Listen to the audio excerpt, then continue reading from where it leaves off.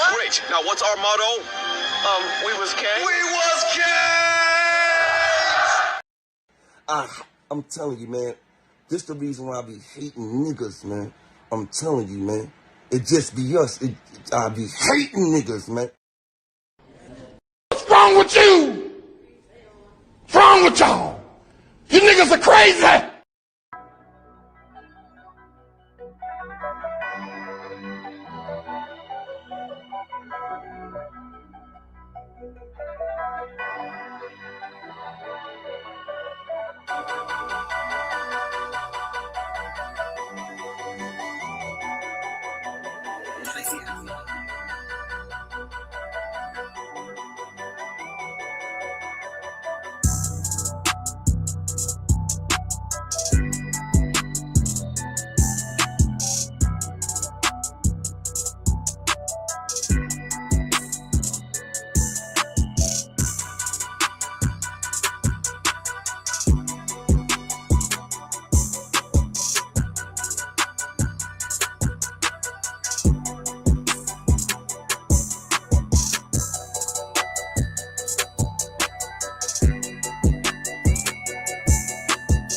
Make it stop.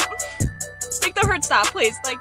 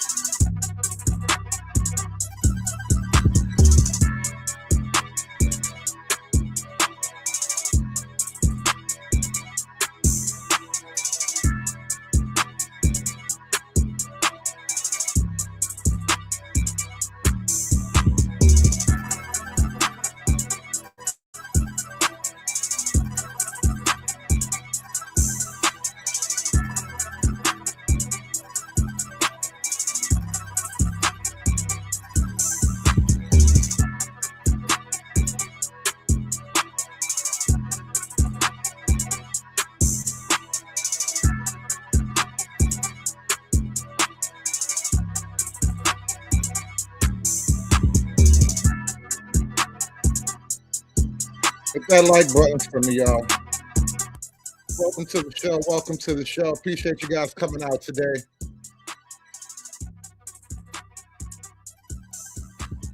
Should black people be fighting against ICE, y'all?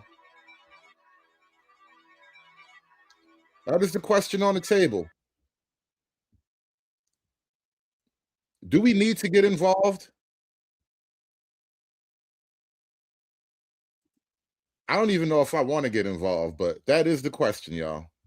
I knew that ICE agents had been targeting people that looked like me. I immediately started repeating over and over again, I'm a citizen, I'm a citizen, I'm a citizen. But the agent did not stop to look at my ID. As second ICE agent entered the restaurant, they dragged me outside and put me into a headlock on the ground. I repeated, I'm a citizen, I have an ID.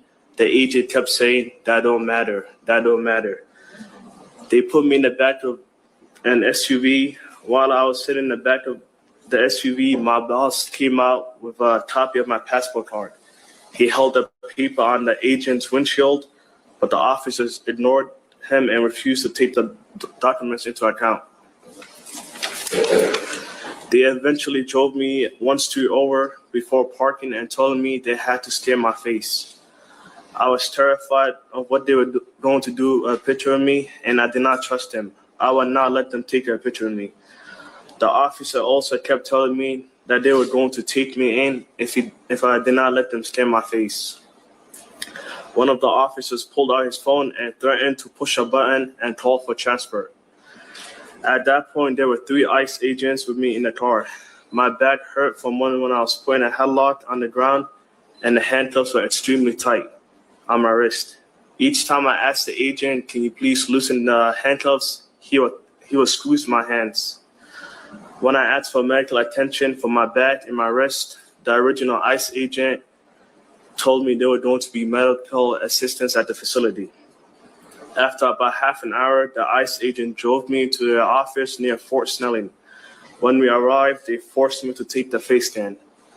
When we got into a building, the agents took the handcuffs off me and put shackles on my ankles.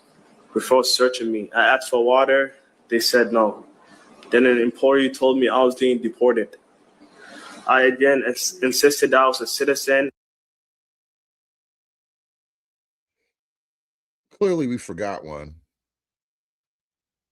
Might have to double back and grab this guy. And I could show proof of it on my phone. I showed a picture of my passport card to a woman at the ICE office. She took a picture of my passport card and then searched for my name in the criminal database. Eventually, she said, kick him out. It is difficult to believe that this happened to me. I knew that the president had made statements about Somali people and that there would be additional ICE officers in the Twin Cities focused on Somali people. But I did not think that this would happen to me, someone in my family. We are all United States citizens, so we should not be at risk of being jailed or deported by ICE. In the neighborhood in which I work, I hear screaming all the time, coming from encounters with federal immigration agents.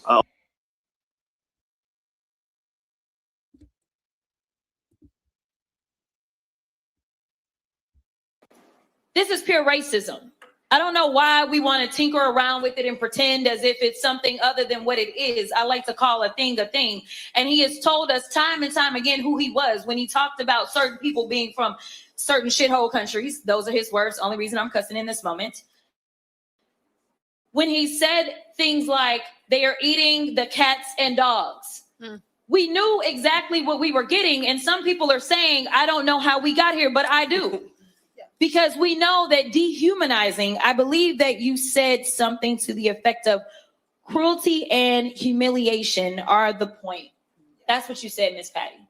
Because when we look at other places, say places that did things like, go door to door, looking for people as they had to hide out, say in an attic. Does that sound familiar to anybody? Or the images that I have seen of people being attacked by law enforcement, whether we're talking about dogs or fire hoses, it seems very reminiscent of something that we have seen before in this country.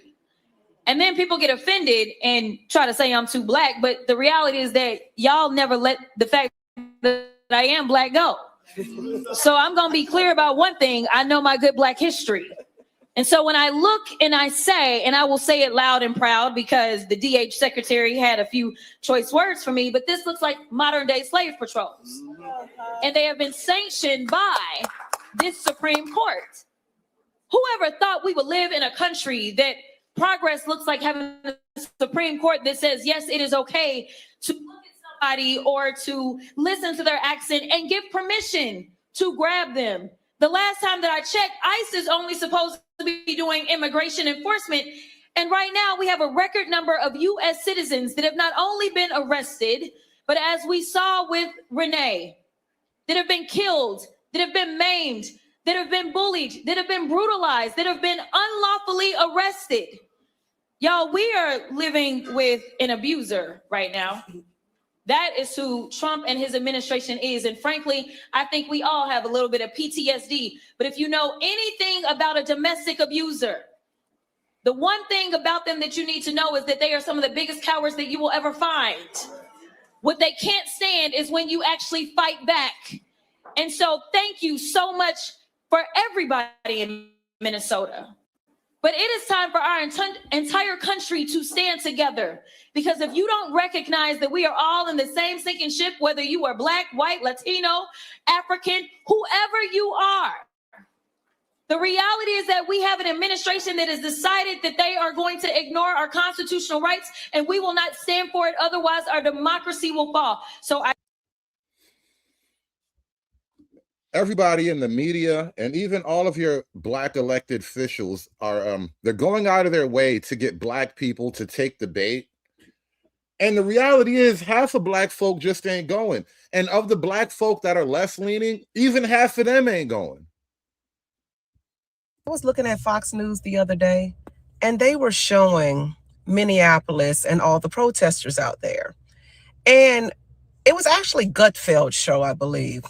And one thing they brought out that I 100% agree with is all you seen out there was females.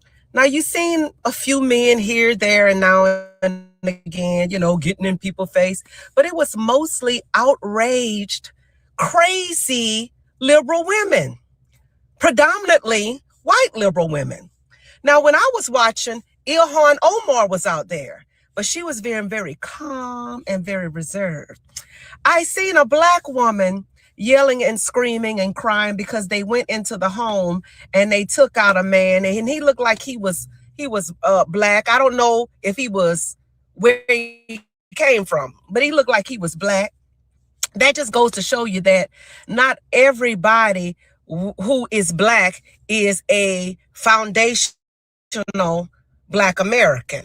And so we're not all the same, you know what I'm saying? But I didn't mean to get into all that, but I just wanted to drop that little nugget to y'all. Kind of like Haiti and all them and Africans that are true African. We're not the same. They don't even like us, okay? But nevertheless, it's females that are leading the charge against ICE agents. And they look pretty dangerous to me. Very dangerous, actually. They yelling and screaming and getting in front of vehicles, jumping on vehicles, just acting a plum D fool. But notice I said how Ilhan Omar was acting very reserved. Now, she was out there. She said her little speech, but she was very reserved with her speech. What I'm trying to say is they're using people to do their dirty work.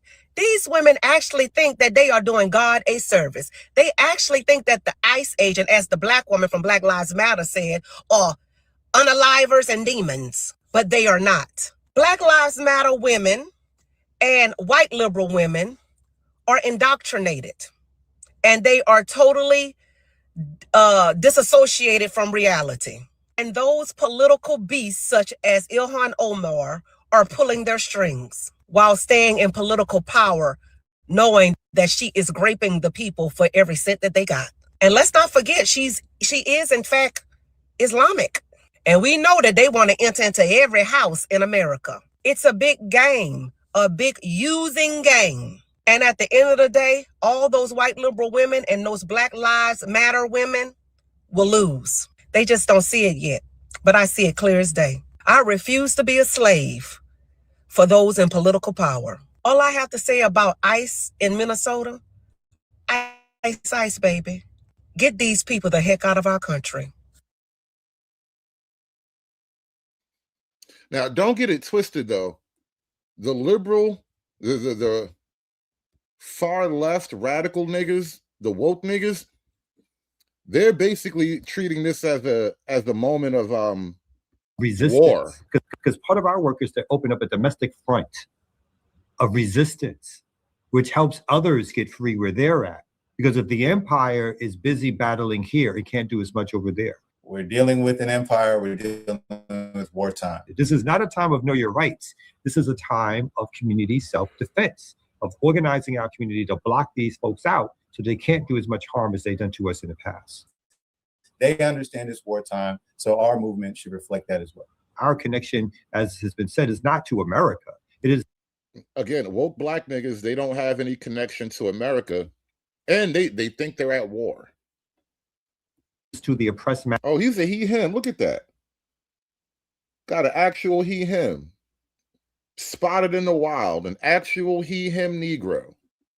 You rarely see them in the wild. This one's called Lorik. It's a great name for a he, him Negro.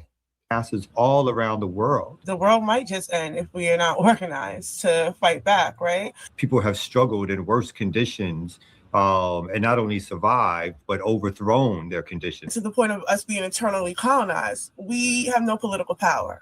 And so when we talk about, how much we can do for Gaza or how much we can do for Venezuela, right?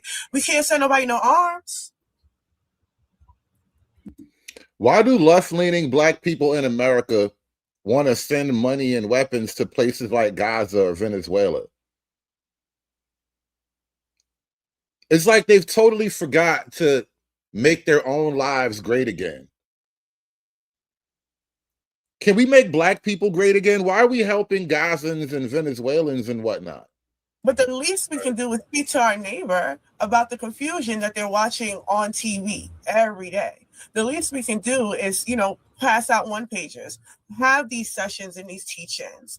But I think the left forces, particularly black left forces in the empire, we are not prepared for this moment. And I think that speaks to, in terms of the contradiction of a state that, a late stage capitalist state that is in some trouble economically and whatever. The propaganda of that state has remained so strong and blinding that in a lot of ways it has impaired us from being able to put forth militant left radical ideas that are resonating with our people. There's not a lot of friends that we have that can protect us. There are not a lot of socialist states that have the power, let's say back 30, 40 years ago when there was actually a left bloc or a socialist bloc. You niggas don't even have Russia no more. Russia is officially sick of niggas. You should see what they're doing to the Africans and the Russian conscripted military. It's crazy work, crazy work. Russia don't love niggas no more. It's not the 50s no more. So we're not going to receive a lot of support as some movements have in the past, not only domestically, but internationally. There's not a lot of places even for us to go. As I know a lot of organizers who are talking about where they're going to go when the shit hits the fan or when they come after. It's like, there's no Soviet Union no more. So there's a lot of that stuff is gone. Yeah. So we have to understand the time and place that we're in. And again, how do we use these politics to build back up power? Assata became an ancestor last year, and that's a national hero for us, right? And so what does it look like to celebrate a national hero in the way that we should expect in our... If you died last year, you become an ancestor automatically? How does this even work? Like, you've been dead 364 days and you're an ancestor already?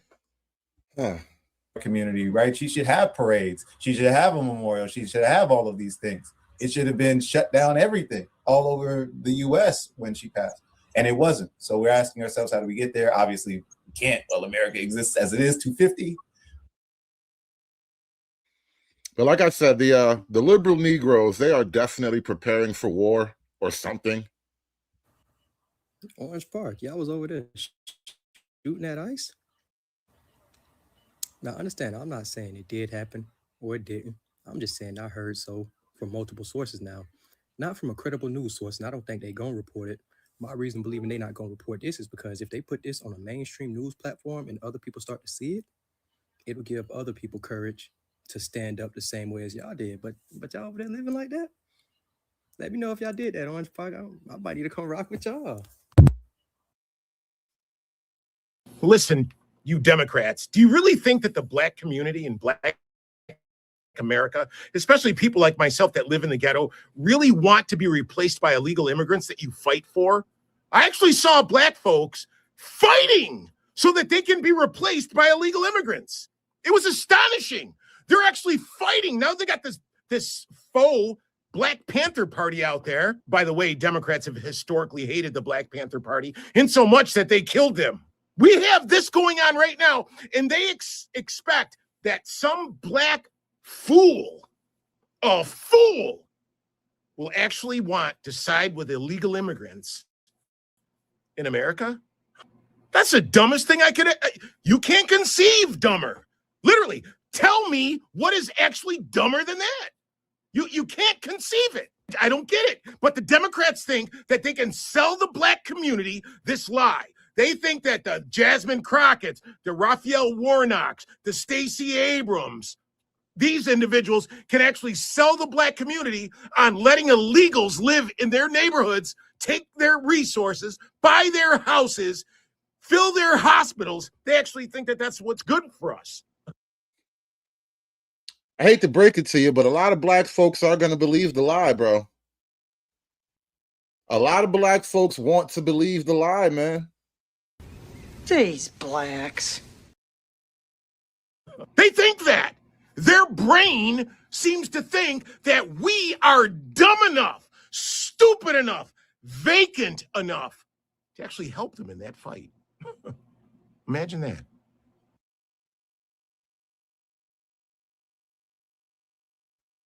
Power to the people. I'm Chairman Paul Birdsong from the Black Panther Party for Self-Defense. I want to address a couple of things. Thing number one, I see a lot of people are asking why the Black Panthers are going up against ICE for the immigrants. Well, I want to tell you something. The Black Panther Party is not a black nationalist organization. The new Black Panther Party might be. I'm not sure. All right, I am so lost, man. First of all right, this is the new Black Panther Party guy, and I swear you look like your daddy Dominican or Arab or something. You don't look like, where your people from? I'm about to call Tariq Nasheed on this nigga. That's what we about to do. We about to call Tariq Nasheed on this nigga so Tariq and all of his goons can run down on him and do a background check. Where your people from? About to do some FBA gangbang. I'm about to snitch on this nigga to the FBA gang. About to drop a dime. Let me call this nigga Tariq real quick. Hey, yo. I think we got a cosplay Negro up here trying to steal your thunder. Power to the people. I'm Chairman Paul Birdsong from the Black Panther Party for Self-Defense. I want to address a couple of things. Thing number one, I see a lot of people are asking why the Black Panthers are going up against ICE for the immigrants. Well, I want to tell you something. The Black Panther Party is not a black nationalist organization. The new Black Panther Party might be. I'm not sure. The Revolutionary Black Panther Party might be. Any of these variations of Black Panther parties might be. But the Black Panther Party for Self-Defense, the one that Huey Newton started with Bobby Seale, is an internationalist organization that stands as allies with oppressed people no matter what their ethnic background is. Damn, son. You niggas don't even own the Black Panthers no more. And people be mad at me because I don't care about this black shit no more. You niggas don't even own your own shit no more. Your shit belongs to everybody. Any old nigga could be a Black Panther. You got Arab Panthers. They don't even have Panthers in Arabia. Panthers would never touch Arabia. Them niggas don't even like sand and shit. No matter what their cultural background is. So just like my predecessors stood up against the United States of America's imperialist regime with Vietnam to stop the Vietnam War. I don't know if you know your history, you know the Black Panther Party was strictly opposed to the Vietnam War. You know, we had the Rainbow Coalition with all different ethnic groups coming together and fighting against the regime together. That's what we stand for, all power to the people. If there's only one race on the planet, that's the human race. We have different ethnic backgrounds. You know what I'm saying? We have different cultural backgrounds. Different. Did this nigga just drop a All Lives Matter? That shit sounded like a All Lives Matter drop, bro. Hold up. We gonna run that back. I swear to God, he said All Lives Matter. Together and fighting against the regime together. That's what we stand for, all power to the people. If there's only one race on the planet, that's the human race. We have different ethnic backgrounds. Yeah, there's only one race. Wow. The Rainbow Panther movement. This is wild. You're not even Black Panthers no more. You niggas are like Rainbow Panthers. You like plaid. They are the plaid Panthers, y'all. Got a little bit of everything in it. Got some black lines, some gray lines, a couple of blue lines, the white lines. Got a funny colored rainbow line working its way through it. These niggas are the plaid Panthers, y'all. They got everything in this shit. You know, we had the Rainbow Coalition with all different ethnic groups coming together and fighting against the regime together. That's what we stand for, all power to the people. If there's only one race on the planet, that's the human race. We have different ethnic backgrounds. You know what I'm saying? We have different cultural backgrounds, different skin colors, you know, different languages and ideologies. But we're all part of one human race. You know what I'm saying? So we're not a nationalist group or an international group.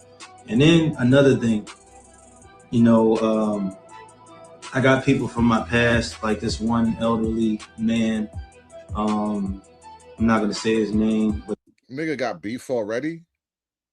How you just start this game and you got beef already, and you got beef with old niggas? Who got beef with old niggas? How you come out talking about I got beef with this one elderly man? Who the hell has beef with old people, bro? What the hell? You know, I got people from my past, like this one elderly man. I'm not gonna say his name, but they like to troll me and, you know, try to call me fake gangster, fake this, fake that from my past. I bet it's Baba Rashawn. I bet he got beef with Baba Rashawn. Because it is a couple of old wild niggas on the internet. I bet he got beef with the elder Baba Rashawn. Watch. And, you know, I don't care. You know, my goal is not to prove to anybody that I was ever a gang member or that I was ever a thug or what I was locked up for or wasn't locked up for. You know, my goal is to protect my people from ICE. Oh, that was his goal, huh? He protect his people from ICE and shit, man. So yeah, we really got this whole new Black Panther movement on the street. Hey, listen, check this out. You know, me and the comrades out here in Northeast Philly, you know why we here?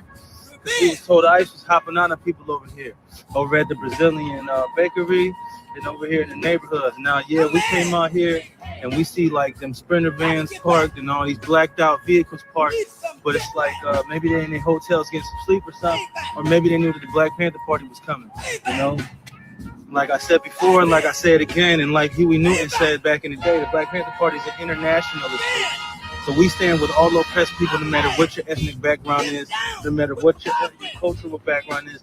We stand with all oppressed people. So the Panthers are for everybody. We not black no more. That's just the marketing thing. You know, we had to field test some names or whatever. And we all settled on the name, but it's just a marketing thing. Really, in reality, the Black Panthers are for the grays, the pinks, the yellows, the aquamarines, the fuchsia niggas, the mauve niggas, the taupe niggas. The Black Panthers are for all the colors, man. All the odd colors out there. War on the immigrants of the United States of America is a war on everybody in America. It ain't just a war on people who just came here, or even people who've been here for a while and couldn't get their green card for whatever reason. See, they couldn't get their green card for the last 20, 30 years, but you've been enjoying their food, though. You really think I like Mexican food that much that I give a shit?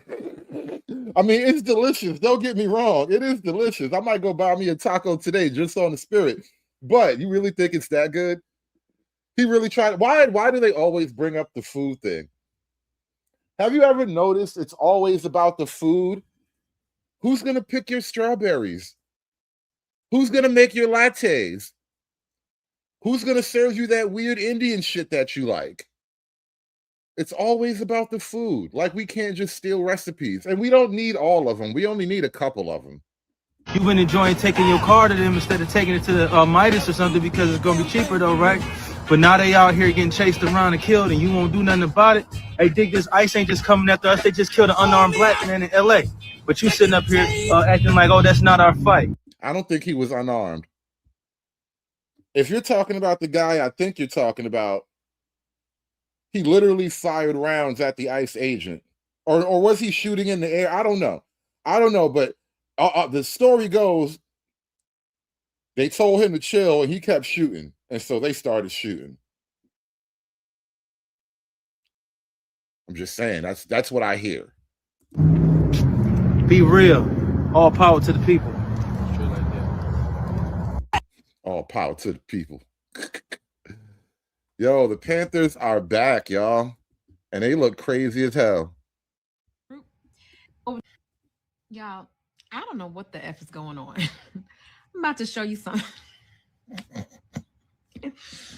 So, America is so desperate for us to get involved in this ICE fight that they presented a Black Panther group.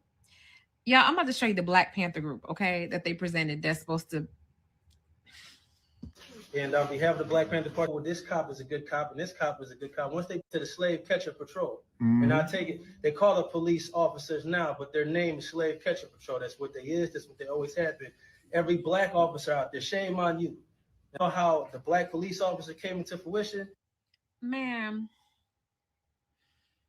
who are these people? Now, before I get into it, I appreciate anybody who is trying to stand up for justice, okay? Whether they are pink, red, green, whatever, right? However, what the is this?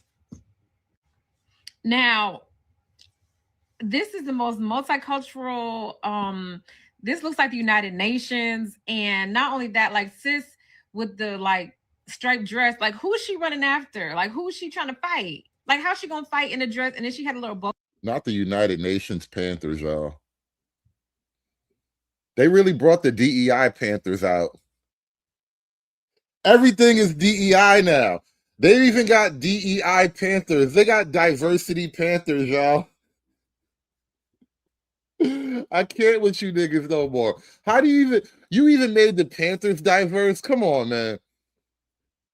This is like the Netflix remake of the Black Panthers. This is retarded. Her little tie on, her little ribbon. It just I don't know what I'm confused.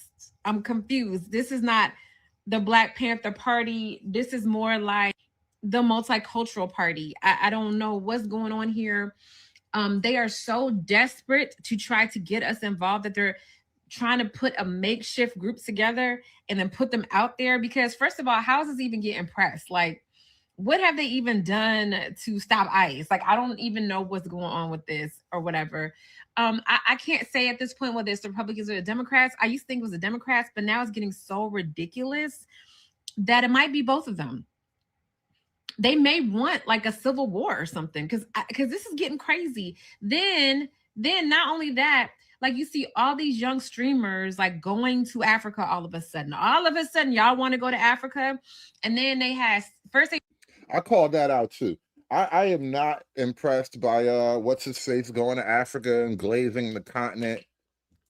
It's a weird flex for black folk to want to glaze a whole continent of niggas that don't care about them. But whatever, man. The CIA is never stopping. You think the CIA took a break because Trump is here? Nah. They tried Sierra, then they tried like a couple other people. I guess that didn't work. So now they're getting streamers involved to go to Africa. I mean, America is losing its mind, y'all. Like, they are really doing a real big psyop and propaganda on us because we're delineating and we're not fighting for these people. They don't know what to do. They have no idea what to do. I think what's happening partly is I think the Republicans want an excuse to bear down on us. They want an excuse to bear down on us. Okay. Like, I feel like the Republicans are like, they're itching. Too many black people have main character syndrome. Like, this is one of the most obvious examples of this ain't about you. Nobody came to see you, Otis. You know what I mean? Nobody cares about black people in this particular.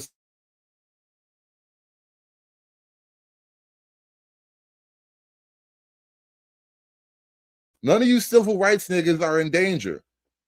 They can legally go after the immigrants, right? They can legally go after them, but they can't really legally go after us, though they want to, because that would tie them up in courts and we could sue and all types of stuff. So I feel like in order for them to kind of get the situation under control, if we fight on behalf of other people that's illegal, then they have grounds to come after us. Okay, so that's step one. I think that's step one. I think that's what's going on. I think step two is the Democrats look very, very, very weak right now, like super weak, super inept. And they keep complaining about what the Republicans are doing, but yet they're not doing anything. And that's raising questions too. Because it's like, okay, if you're supposed to be against these people and you're supposed to be fighting for us, how come you keep losing over and over again? How come you're not doing anything? Which kind of highlights the fact that all these people are in bed together, which I've been saying, which almost all of us knew. These people always been in bed together, always. And now that we're out of the equation and we're not fighting for all these dang on groups anymore, things are starting to, like, the mask has fallen off. And people are like, whoa, like, now they see what police brutality looks like. Now they see the Democrats ain't really helping nobody. Now they see that people are bullies and, will do anything that they want to do. And there's no recourse, at least not for years. And so I feel like they had, like, the Democrats, Republicans had some plans. They had some plans for America. And I feel like we were a key piece to that plan. And we're just not, and they just didn't have us not participating in their bingo card. Like, they just assumed we were going to constantly be. I'll tell you one thing, though. Black politics is kind of thrown up in the air right now. Nobody really in black political, liberal black political life understands the moment right now. So not only is just left-wing politics in general screwed up, but black folk don't really understand the moment either. That's why even on the left, there's a little bit of a civil war in terms of, like, should we support the illegals? Should we not support the illegals? Should we support this versus that? Black folks are kind of torn. They don't know which. They're between a rock and a Trump place right now, and it's all screwed up for them. Reactionary. So I feel like they felt like whatever plan, and the small hats too, definitely the small hats, whatever plan they had, it was to get us to get involved so they can legally come after us, because they can't legally come after us for birthright citizenship.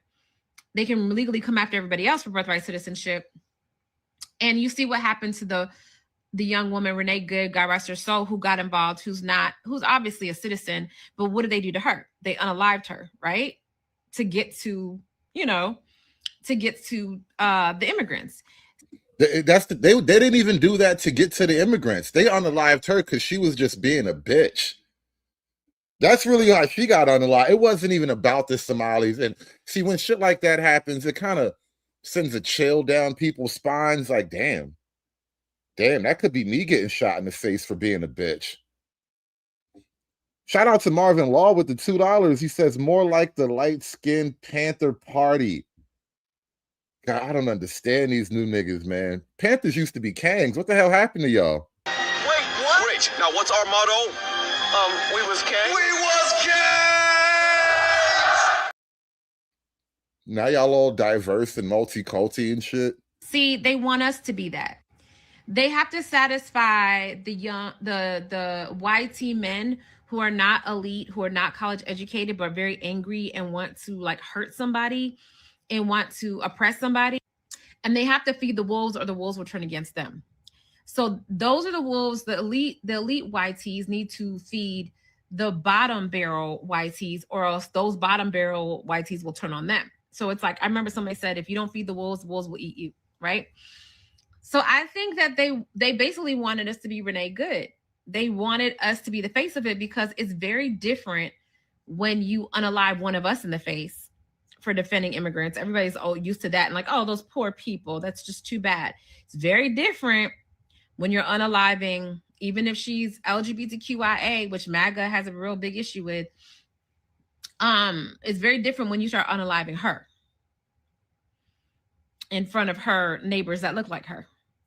So I think that like it's really hard, because if Trump keeps pushing, ICE keeps pushing, then the YT people have to make a decision. Like the liberal YT people have to make a decision. Either they're going to concede and they're just going to bow down and accept it, or they're going to have to go into a civil war.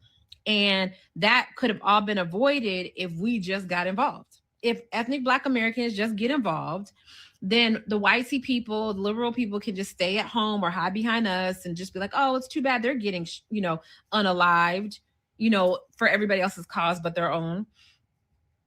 And the MAGA and the Republicans can justify, trying to press us and getting out all that racism on us or whatever, because we're getting in the way. But since we've removed ourselves from the equation, and we're like, well, we're not immigrants, so we don't have a problem. We're not going to get deported. Like, where are you going to deport us to? Like, what, back to Georgia, our origins, back to Virginia, back to South Carolina? Like, what? I told you, liberal Blacks are really confused in this moment.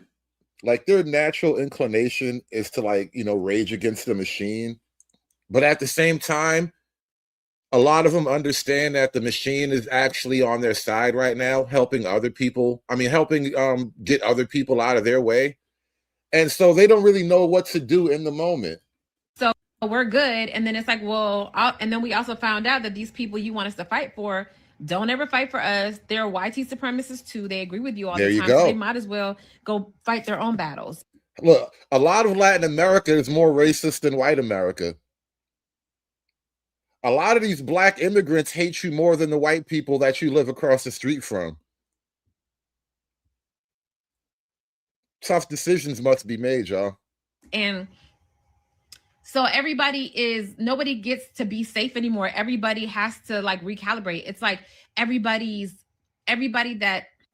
it's like a team doesn't know what to do when the star player is sitting on the bench. Like, everybody's star player is sitting on the bench, whether it's the antagonist or the protagonist. So for the Democrats, they didn't appreciate their star player. They didn't want to pay us nothing.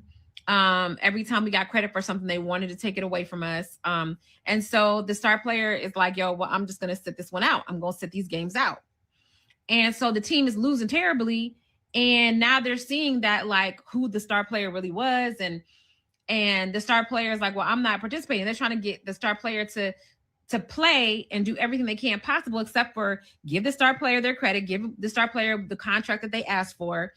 And so the teams are losing terribly. And it's illuminating how terrible that team is without their star player. The other team is like, okay, cool. We're going in. But they're so used to everybody knows who the star player is. And they're used to defending and playing against that star player and being mean to that star player. And everybody's usually cool with that. But now, since the star player is on the bench, now they have to now they have to bully every other person on the team to win. And now they look kind of like bad guys. They look kind of like who they are, wolves and mean people and terrible people. And now their bad habits and their bullying is being illuminated, because everybody thought it was okay once it was that star player.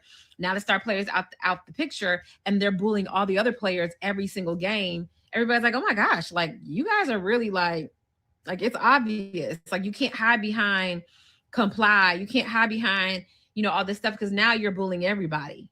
And so, yeah, y'all just keep delineating, keep sitting out, keep telling these streamers like they're delusional for trying to pretend like somebody's paying them to go to Africa. It's probably these small hats, to be honest. Just keep sitting this one out. Delineation is so effective. It's weird how she be so spot on about a lot of things, and then she's off the deep end about other things. But again, even the left is having a moment of awakening or a little bit of self-awareness. Like, I don't think this is the move I should be making right now. I'll wait till ICE come after me because I'm next. Supposed to be coming in my comments talking about wait till ICE come after me because I'm next. Let me just say this, bro. Say it with your chest. Because that's not what you really want to say. Man and woman, both of y'all been saying. You want me to be next. You hope I'm next. It's an indirect threat. You try to hide behind the wait till ICE come after you. That's not what you really want to say. You hope I'm next. So I'm going to let that indirect threat slide because I really think it pisses y'all off that it's literally impossible for me to be next. I think it pisses y'all off that I'm just not in that situation. But the indirect threats, bro, y'all ain't really got to do that. Just say it with your chest on how you really feel. ICE has already came to my city, and I just stayed out the way. Just like if there was any day that somebody said there's heavy police presence in this area, I just stay out the way. But I don't have nothing to look back over my shoulders for. I have nothing to worry about. You know what's so funny? I was driving up the block this morning. I was driving up the street this morning, and I seen like a bunch of cops blocking the street off or whatever. They like a couple of blocks ahead of me. They had the street blocked off. It was like a bunch of SUVs with the lights flashing or whatever. And I'm like, damn, I wonder what's going on over there. You know what I did next? I swear to God, stayed out the way. Really feel ICE has already came to my city, and I just stayed out the way. Just like if there was any day that somebody said there's heavy police presence in this area, I just stay out the way. But I don't have nothing to look back over my shoulders for. I have nothing to worry about. So it really pisses y'all off that y'all fell into this trap of being lied to, talking about they're coming after us next. They're going to get you next. I'm not the type to be fearmonger, bro. You actually sound dumb as hell. I'm really not one of them. ICE was here. I went about my day, went to the stores I needed to go to. I never had to look over my shoulder. They probably saw me. They be in unmarked vehicles. But I have nothing to worry about. Y'all be having these doodle brains listening to everything on the internet talking about they coming after you next. But see. So y'all be having these doodle brains. Oh, I feel like I haven't heard that type of shit since I was in elementary school. You got that doodle brain. On my shoulder. They probably saw me. They be in unmarked vehicles. But I have nothing to worry about. Y'all be having these doodle brains listening to everything on the internet talking about they coming after you next. But see, y'all need to keep that over there. Don't come in my comments talking about I'm next, because that's not really what you mean. You want me to be next. You hope I'm next. So instead of this indirect threat, just say it with your chest on how you really feel. Don't no ICE agent ever run up on me. I guarantee you they won't. I'll put a hole in their chest the size of a window. Safe line repair, safe line replace. That's what's gonna happen. They touch me. Unarmed woman was killed by ICE. If you think you're about to come and brutalize the people while we're standing here, fuck around and find out. Our interactions with the police and ICE, and we hold them accountable. We patrol the community and we hold them accountable. The Black Panther Party for Self-Defense, we're the same Panther Party from back in the day, but we're a little more aggressive now, you dig? Carry bigger guns and we don't take no shit. Places where there are a lot of immigrants at, I think that the community around them needs to take special care to them and needs to start escorting them to and from everywhere to make sure that they're safe. Because them ICE agents ain't going to act like that if it's a bunch of people standing outside with assault rifles and shotguns. It's a semi-automatic shotgun. That means some shotgun shells that shoot out of a pump, they shoot them rapidly. If you are going to legally arm yourself with something bigger than what they got. Those who serve in the public, they should be fearful of the public. They should be fearful that the public is going to be dissatisfied with their job that they're doing, not feeling like they're tyrants, not feeling like they're bullies because they got guns and body armor and walkie-talkies. That makes them immune to whatever the people would do. I think you want to correct the ideology of the pig and the mentality of the slave catcher. You meet them with equal force. All power to the motherfucking people. No power to the pig. Won't no ICE. And on behalf of the Black Panther Party for Self-Defense and every revolutionary nationwide that agrees with this cause, I'm telling all my comrades, every Black Panther out there, we're going to stop calling the pigs pigs and we're going to refer to them by their actual name. We're going to call them the slave catchers. So when you confront the slave catchers, call them slave catchers. When you address the slave catchers, call them slave catchers. From now on, the only way we refer to the pigs, Black Panther Party for Self-Defense, is we call them slave catchers.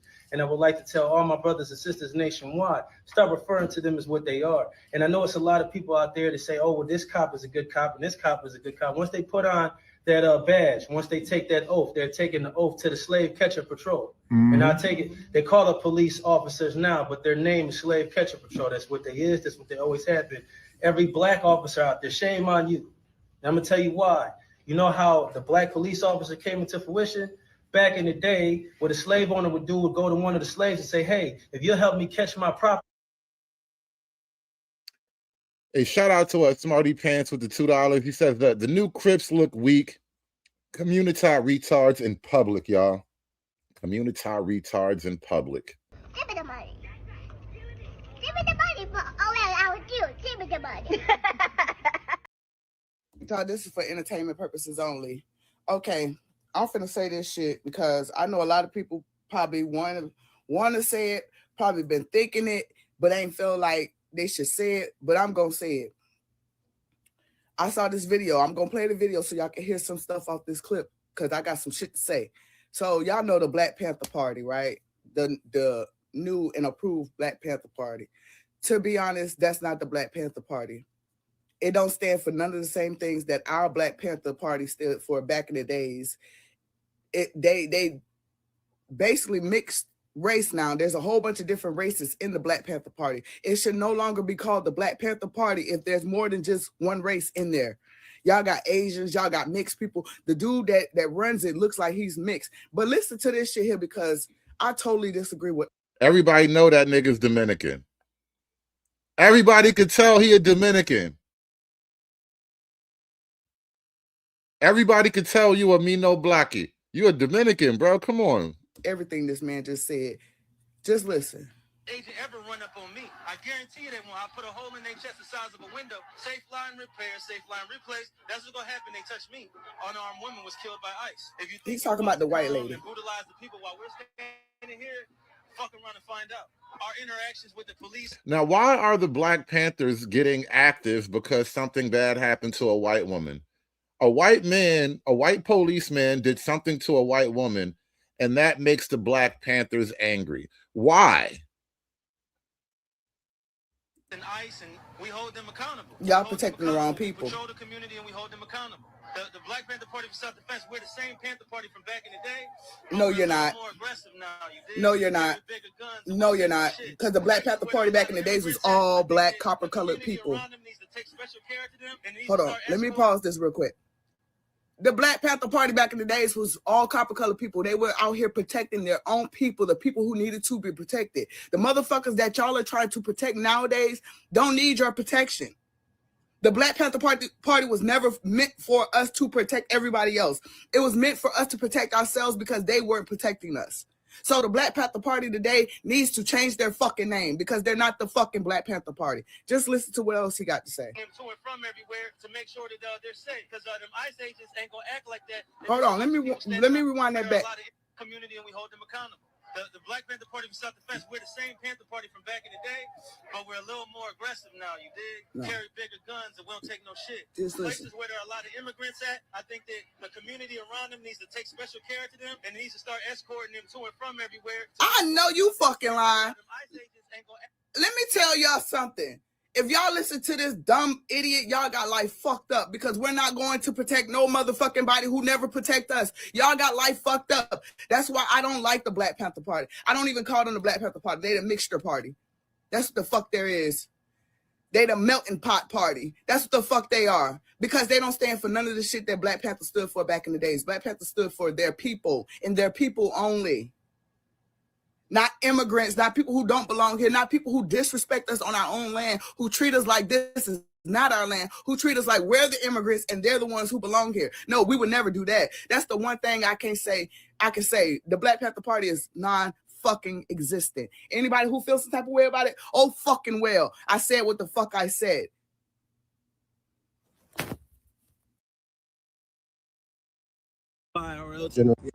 And just open-ended, any comments you want to give to like my generation, the younger generation, or just any generation? Legally arm yourselves and unify, or else you will die. And I mean that in a literal sense. You see on the news all the time, Renee, you know, everybody say her name, Renee. Right? She just got shot in the face by ICE, right? This is a real thing, and they're not gonna stop. And the more they hurt people and get away with it, the more they're gonna get that momentum to keep going. So everybody needs to unify and come together, and everybody needs to arm themselves, right? Because a revolution is in the barrel of a gun, whether you believe it or not. You want to be comfortable and you want to be nice. You don't want no confrontation. Look, Huey P. Newton said it the best. Anybody without a gun is either a slave or they're about to be one. You know, so and people worried about people being scared of him. Huey P. Newton also said this when somebody asked him, "Don't you think the Black Panther Party is scary? Don't you think it's scaring people?" He said, "My people have been the ones afraid. Hey, sister, we got free groceries over here, free hot soup and free clothes." He said, "My people be the one afraid for hundreds of years. So if you're saying people scared of us, now that's a compliment. That means we're doing something right." You know what I'm saying? Would you rather be scared of ICE? Would you rather be scared of the slave catcher, the police? Would you rather be scared of the government forces that are working against the people? Or would you rather be them scared to mess with you? That's for you to choose. That's for you to decide. Unify, arm yourself, and keep this mentality all the time. All power to the people. All power to the people. Where can people find you?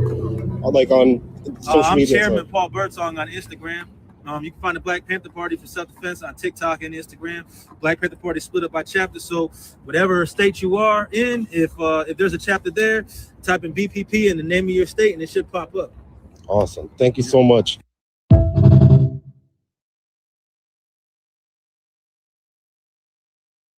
Won't no ICE agent ever run up on me. I guarantee you they won't. I'll put a hole in their chest the size of a window. Safe line repair, safe line replace. That's what's gonna happen. They touch.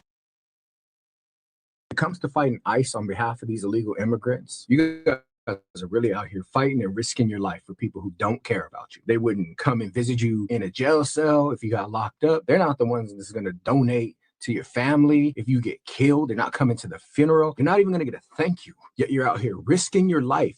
You're risking your freedom for people. If it ever came down to it, they would take your spot and not care one bit how you feel about it. I respect these people more than I respect you guys who are out there acting stupid in the streets, because at least the risk that they're taking is for their family, while you're neglecting your family for them. And if you got your kids out there in the streets in these situations that are super hostile and dangerous, the only thing that I can say to you is you're stupid. When it comes to fighting ICE on behalf of these illegal immigrants, you guys are really To do the first thing I want you to do, I want you to take your hands, put your hands out like this right now. Everybody show me your hands, right?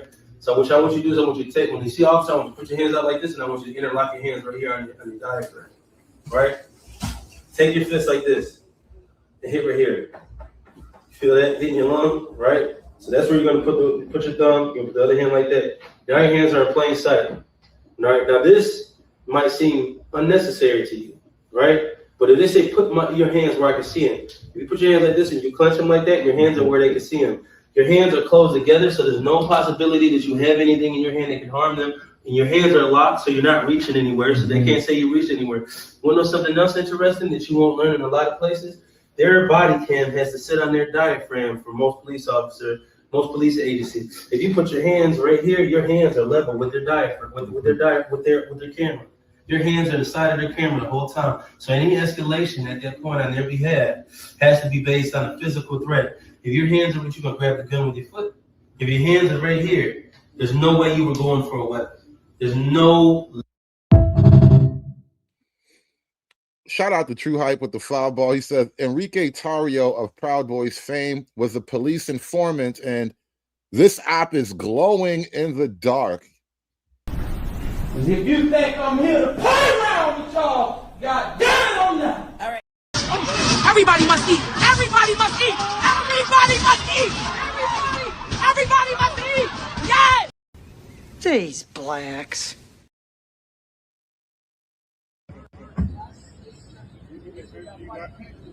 I can hold my gun like this. It's the law. Philadelphia Crime Code 6108 says I can hold my long arm in my hand. This can't hit my finger on the trigger, which is not. So don't ask me to do nothing that's against the law. Can I help you? So, I'm not here minding my business. I'm out here to control and watch you.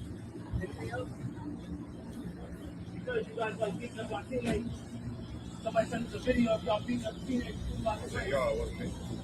It was y'all. You part of that. It was y'all. It was y'all. You don't like to be labeled in with slave catchers. You shouldn't have touched their hope, sellout. You are a sellout. You wearing their shit. You are a sellout. You ain't protecting shit. You got to do whatever they tell you to, including hurt your people. Because you're walking up to me and I don't like you and I don't trust you and I don't got no conversation with you. So unless you're investigating the crime, leave me the fuck alone. I don't care. I got a gun license right here. This is legal. Philadelphia Crime Code 6108. Move your car out of people's way and get the fuck out of my face. Thank you, officer. Have a good day. You have a bad one. Sell out. Fuck out of here. You smiling for a sellout? Do you know where you came from? Slave catchers hired you to help catch their property, which was us. Slave catcher controls the origin of that badge, you bitch ass nigga. He's definitely going to quit his job and join the Black Panthers after this now. Yeah, he's totally going to become a Panther after this. You told him. He's going to go home and think about his life now. Fuck out of here. Go where you're needed. We don't need your help. Get out the fucking street. Like your supervisor said, get out the fucking street. Get out the fucking street. Go with him. Go with him. Get out the fucking street. You block the traffic. Get out the fucking street. Get the fuck out the street. Thought you was gonna disarm somebody. Yo, all I'ma say, man, learn the law, man. These guys poured the burner out on the law, man. Like, just learn the law, learn the ins and outs. Oh, goddamn ghetto niggas and hoodies getting inspired and shit.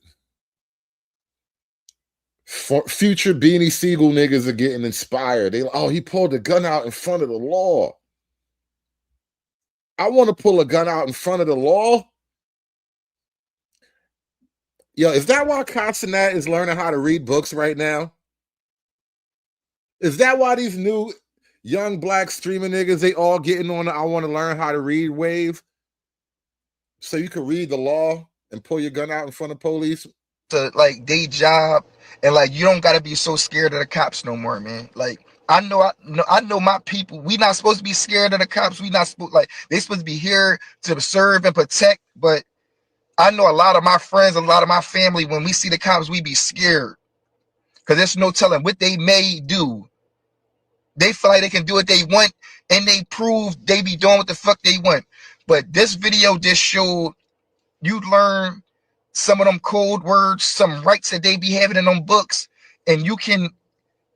Yo, that nigga think he just watched like a magical battle happen. He feel like he just watched two wizards fight, bro. He said, you read those spell books and you load those magical words, man. It's like that nigga just defeated Gandalf, son. That nigga just punked Gandalf, son. You gotta read the book, my nigga. Learn the code words. Gandalf niggas gonna be running with that shit, son. There's a lot of my family, when we see the cops, we be scared because there's no telling what they may do. They feel like they can do what they want, and they prove they be doing what the fuck they want. But this video just showed you learn some of them code words, some rights that they be having in them books, and you can go right at them, man. You know, I was thinking about this idea the other day when we were talking about liberal women, and I had to pull that stream down. It's mostly blocked globally for copyright reasons, but you know, whatever. I was talking about the liberal white women and how it's odd how a lot of these big, bald-headed, bearded gangster niggas have the exact same politics as the liberal white woman who got shot in the face. I just think it's a really fascinating parallel. I don't really know exactly what to make of it. It's odd. Definitely codes is weirdly feminine, but that is the truth of it, right? A lot of these big, bald-headed, bearded, gangster black niggas, they have the exact same belief system as like 112-pound liberal blue-haired white women. It's like they're weirdly made for each other.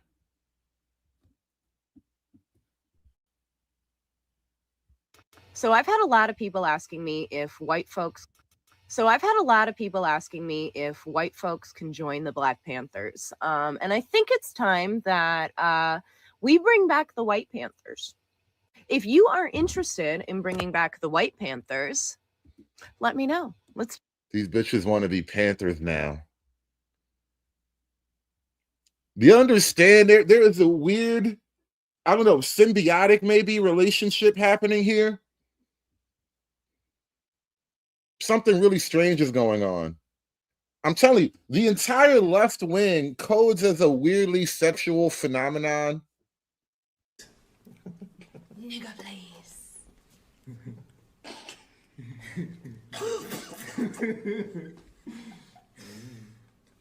Serious. So I've had a lot of people asking me if white folks can join the Black Panthers. And I think it's time that we bring back the White Panthers. If you are interested in bringing back the White Panthers, let me know. Let's do this shit. They disappeared in the 70s after winning a Supreme Court case, but it was really fucking expensive. So they've been gone a long time. And I think we should revive that bitch right fucking now. Anyone got some spoons to help me with setting up some chats and a website? We need to be moving to in-person organizing, and I think this is a really good way to facilitate that. So I've had a lot of people asking me if white folks can join the Black Panthers. Okay, this message is for other Black American people. This is our fight too. This is in fact the fight against ICE is our fight too. And I know, look, I know these motherfucking people played in our faces during the last election. They've been playing in our face since 1619. I know, and I know you want to be like, girl, they ain't got nothing to do with me. I know, but listen. Not only is it the morally right thing to do, but more than anything, they not building up this slave catching force just for immigrants. I hope you know that. When they round up all the immigrants, you think they just gonna wipe their hands and be done? Yeah. You can't think that. Come on. Yeah. Now. We are the final boss, as a matter. When we're done with the immigrants, we're gonna start building up Greenland. We're gonna have a whole construction project. Gonna rebuild bridges and tunnels. Build some more battleships. Like, we got a whole agenda list. Like, the immigrants are just like step 1 or 2. Matter of fact, oh Lord, they hate that we not slaves no more. They think the Dred Scott decision, that's the right decision. And that's what they want to go. We got a lot of oil to pump out of the Venezuelan territories. Like, we got a lot going on. Niggas really do have the most extreme case of main character syndrome. And don't ask me what the F is this, bro. Why do you think I would know? What makes you think I would know what the F that is, bro? I don't know either. I'm just as clueless as you. I'm responding to the shit talking, all right? The shit talks, right? That's what it is. Whatever it is, it talks, goddammit, and I'm responding to it. Like I was saying, we got a lot of oil to pump out of Venezuela, and niggas have the worst case of main character syndrome. Slave catching force just for immigrants. I hope you know that. When they round up all the immigrants, you think they just gonna wipe their hands and be done? You can't think that. Come on now. We are the final boss, as a matter of fact. Oh Lord, they hate that we not slaves no more. They think the Dred Scott decision, that's the right decision. And that's what they want to go back to. They're tweeting white nationalist propaganda. We are the final boss, right? So if for no other reason you don't tap into this fight, you have to think about your own self-preservation in the future, because we might not be right up next, but we in line. We're in line. They don't care nothing about. When you say girl and then say we, you see, right after that, I get confused. And I'm not even gonna lie. When you say girl and then be like we, I'll be like, what? Because we might not be right up next, but we in line. We're in line. You see what I mean? You see what I mean? Like, what? You have to think about your own self-preservation in the future, because we might not be right up next, but we in line. We're in line. They don't care nothing about how long we done been here, that we built this whole shit. They don't care. And again, I know The other people of color be playing. They play in our face. They play in our face. They steal our shit, and then they act like we ain't got no culture. I know, girl. I know. I know. I know the 92%ers. I know, girl. But this is your fight too. This is because once they're done with them, where you think they're going next? So tap in. There was this video, and shout out to Sister Demetra for sharing this video with me of this so-called Black Panther out there. I think he's in the Philadelphia area. And when I heard this video and heard exactly the wording this man was saying, something just went off in my spirit about this. And I want y'all to hear exactly what this guy is saying. I want y'all to hear this word for word. I want you to look at him too at the same time. I want you to look at him. And we got a lot of questions about this gentleman here, the so-called Black Panther. So let's go ahead on and check this out. The first time I watched this video, I was like, first of all, who is this guy? Number one. Number two, in my spirit, I didn't feel like, yeah, man, that brother, he really speaking about this, or he really standing on business. I didn't get none of that from him. You know what I was getting from him? William O'Neill vibes. If you remember, William O'Neill is the guy that was sent in to the Black Panther Party to help set up the assassination of Fred Hampton. That's what I get from this guy, because I don't feel any of that he said is genuine. Because, listen, there was this video, and shout out to Sister Demetra for sharing this video with me of this so-called Black Panther. Anyone else saw that video with the leader of the Black Panther Party in Philly dealing with the police over police brutality of the citizens? I mean, these police cops, they're there to serve and protect, but now they're harassing and brutalizing the citizens, their own citizens that they're there for protect. And I have to give a big shout out to the leader of the Black Panther Party for standing strong, standing 10 toes down, being on the front line. You know what I mean? That's what real men do. That's what we need to do in these times. Now, this is an unpopular opinion. I always say that. Everybody that's in a gang, whether it's Blood, Crip, Vice Lords, VD, GD, whatever it is, I'm hearing a lot of things about y'all banging on each other, killing each other. This is the only gang y'all should be joining. It's the only one that I see that has any type of productiveness to offer Black people. Everybody who want to join the gang, join the Black Panther. Simple as that. That's the message. That's it. Well, no ice. I'm taking the check. I work the week like it's a day shift. So everyone in the United States is raving right now because the Black Panthers with the self-defense group just came out to the ICE protests with guns, straight up guns strapped up all over them, ready for war pretty much. And everyone that is not Black is like, oh my God, yeah, the Black Panthers. And like, I've seen a couple Black. Hey, do me a favor, guys. Support the panel, y'all. Support the panel. I'm going to throw the link in the chat preemptive. But just the same, though, please support the panel. If you have any thoughts about these new Black Panthers and this latest effort to get Black people involved in the new anti-immigrant push, you can hit the link. We're going to open up the floor for a little while, y'all. Support the panel, though. People that are really happy about it.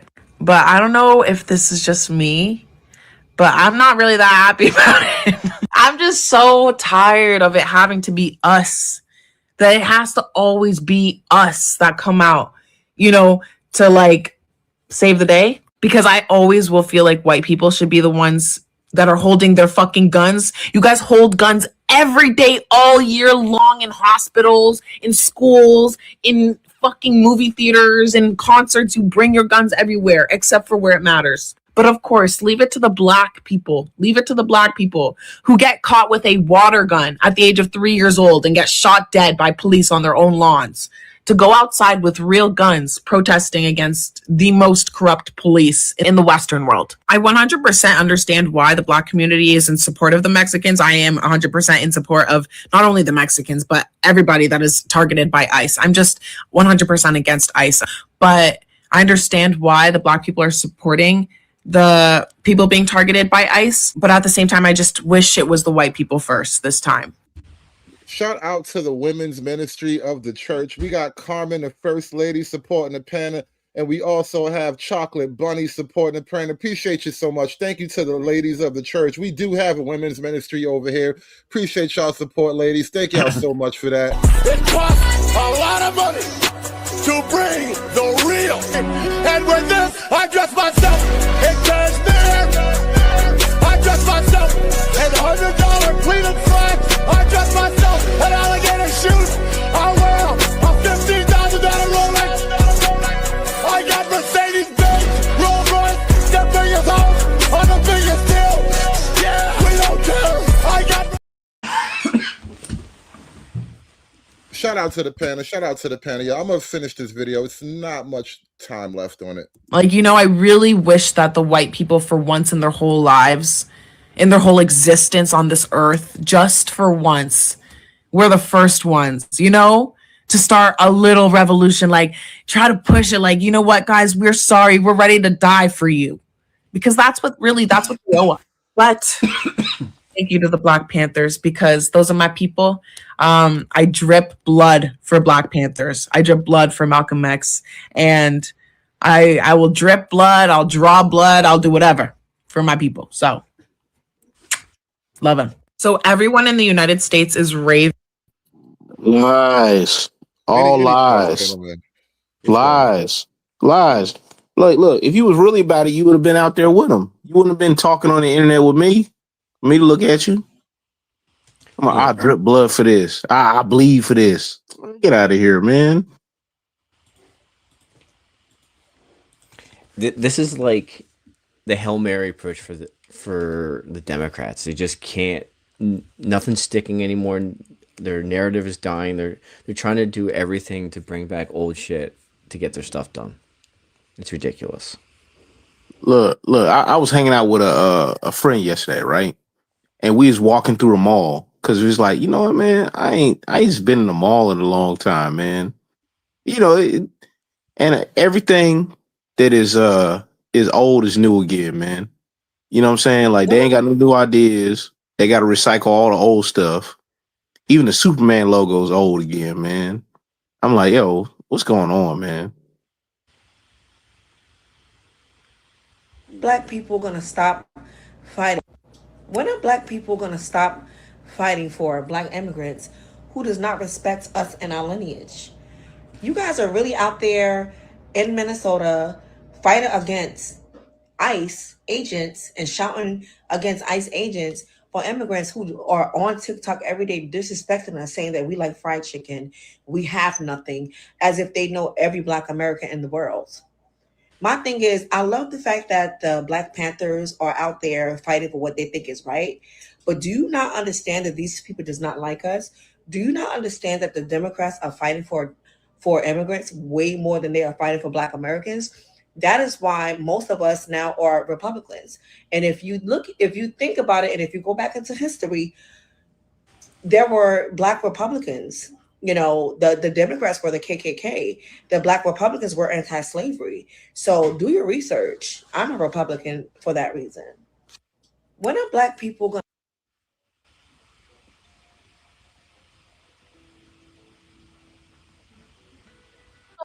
I wonder if Jasmine Crockett would have cried for Dakara Thompson like she did for Renee Good. Would have Dakara Thompson's mom actually made her goal in the GoFundMe continue to pay for funeral services like Renee Good's family did? Again, by no means am I saying that Renee Good should have went out the way she did. What I am saying is that media and politicians have the power to impact which victims' lives matter and which victims' lives don't matter. If you haven't heard, Dakara Thompson was SA'd. She was murdered. She was tossed over a bridge by an undocumented immigrant who shouldn't have been in this country. But see, this happened in August of 2025. It is now January of 2026. Why didn't we hear about it before? And we obviously know the answer. We know that the media is controlled by the left, and the left couldn't possibly afford to have a Black woman's face on their screens saying that an illegal immigrant murdered them, because that would completely destroy whatever agenda they have going on. What grieves me is that Carmen Thompson, Dakara Thompson's mom, set up a GoFundMe for $40,000 as the goal, and she was shy about $5,000.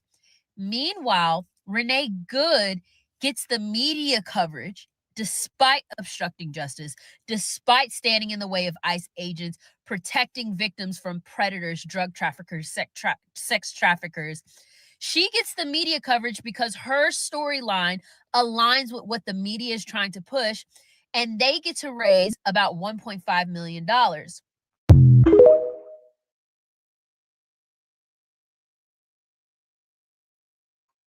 Welcome to the show. We got another guest on the panel. And shout out to Jesse Lee with the $2 for panel support. Let's go, panel. Appreciate you guys coming through. Thank you, everybody. Hit that like button for me, y'all. Give me the money. Give me the money for all that I would do. Give me the money. We got Bluff City Nerd on the panel. Any thoughts real quick, Bluff? What's going on, man? I'm glad to finally be able to hop on the panel. Usually, when you do the panel, like I'm like on the road working and all that, so I'm like, damn, I can finally hop on today, man. Glad to finally talk to you. Now I feel you. I know sometimes it's weird when you're not on your normal setup. Though, appreciate you coming up, man. What do you got to say about this whole thing? Especially about the Black Panthers and this push to get like the Black people involved? Honestly, this is a bunch of bullshit, in my personal opinion. Like, I thought the Black Panther Party was dead until now, and I see this. I saw like that video you played earlier, that one dude saying safe flight repair. Like, I think I saw that video like maybe a week or two ago, maybe. And I'm thinking to myself, like, dude, you're supposed to be for and by Black people, yet you want to protect illegal aliens that don't give two rat shits about you. I mean, this goes back to what I usually say in the chat room on a lot of your shows. Niggas are cooked, man. And this, if the Black Panthers of yesterday, of way back in the day when we were still, most of us were still babies, were to see what the Black Panthers of today are doing, like being anti-ICE and helping illegal aliens that don't give a shit about American Blacks in the first place, like, this is laughable. This is absolutely laughable in my personal opinion. And you can pay me to be down for this. I've recently done videos with this whole ICE thing. I don't know if you may or may not have seen it. Hell, I did a video on a guy who was protesting ICE, and he had on a giraffe suit or something.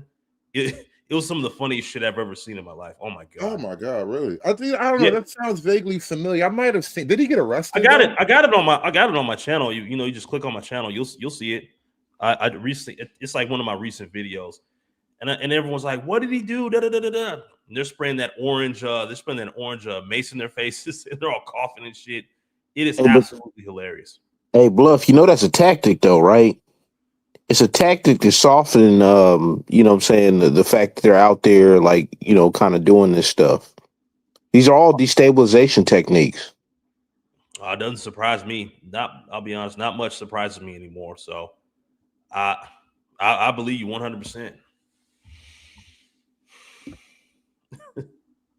You know what? Give me 1 second. I'm gonna pull up that video that you're talking about. There's also another one, Hood, where apparently they put a line in front of one of their facilities, and then Cat like put on a fox head, like, you know, like a Halloween mask, and was like doing a TikTok dance across the line, and they took that dude down, or woman, you know, whatever. I guess equal opportunity, right? Took the person down, and then people are like, "Oh, what are you doing?" They're calling him a fascist and all this. I'm like, "Hey, they drew the line. What are you doing crossing it?" Wait till you see the the anti-ice aerobics class. I think I saw that video on TikTok a couple of days ago. No, Hood, did you put that on? Did you put that on the live stream, Hood? I don't think I did. I don't even think I heard of that one yet. Yeah. I think I saved it on my TikToks. I might do a video on that later if I get some more of. I might do that myself if you haven't seen it yet. But it was like a bunch of libtards in a boxing ring, and they're all taking some of the worst jabs I've ever seen. And look, I'm not saying I'm the world's best fighter or anything like that, but dude, I could throw a punch better than that. Hey, Bluff, I'm gonna pull up your video. I'm gonna let it play 1 second. What's up, YouTube? Yeah, go ahead. It's your boy Bluff City here with another video, and I have this really wild video that came across my timeline of ICE protesters. Yep, I'm talking about the ICE protesters again. This one in particular really stuck out when some guy in a giraffe costume, yes, you heard that correct, a giraffe costume gets busted, gets arrested by ICE agents, man. You cannot make this shit up, dude. I thought them getting the illegals was good enough, but they're arresting people who are trying to antagonize them in costumes, dressed like freaking animals, man. I thought as if the left couldn't get any crazier. But before I get into this video, make sure you guys give this video a like, share with everyone you know, subscribe if you're new, because I promise you do not want to miss another video. Now, there's some music playing in the background in the very beginning of this, so I'll have to not have the sound on because I don't want to get hit with a YouTube copyright strike. So here we go. They're all dancing. Oh, look at this dude in the frog with this accordion right here in the frog costume. He's yapping about whatever the fuck. He's dancing. Does he have a G-string on, dude? And he's trying to twerk a little bit. Oh my God, and you got that damn giraffe suit on, bro. And this is what black people are supposed to join. We're supposed to be a part of this wave, bro. Yo, they want us to put on giraffe suits or some shit, bro. Yo, it's unserious, man. Or at least it's it's black furries out there. I'm just asking, is this a thing now? Like black furries? Bro, listen, have we man, gone full furries, circle? I was prepared to let white people totally own the furries, but now we got to contend with, there may Join be the black club now. furries on the horizon. Welcome to the madness. Hey, man. Hey, look, man. Hey, if they can do it, then we can do it, right? I mean, if you think about it, a Black Panther is just it's furry coded already.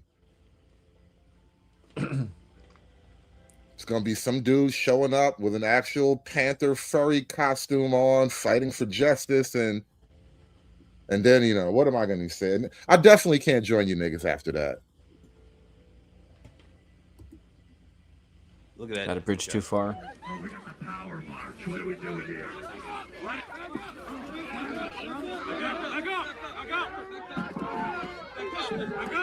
Arresting the dancing giraffe. That's the right side of history.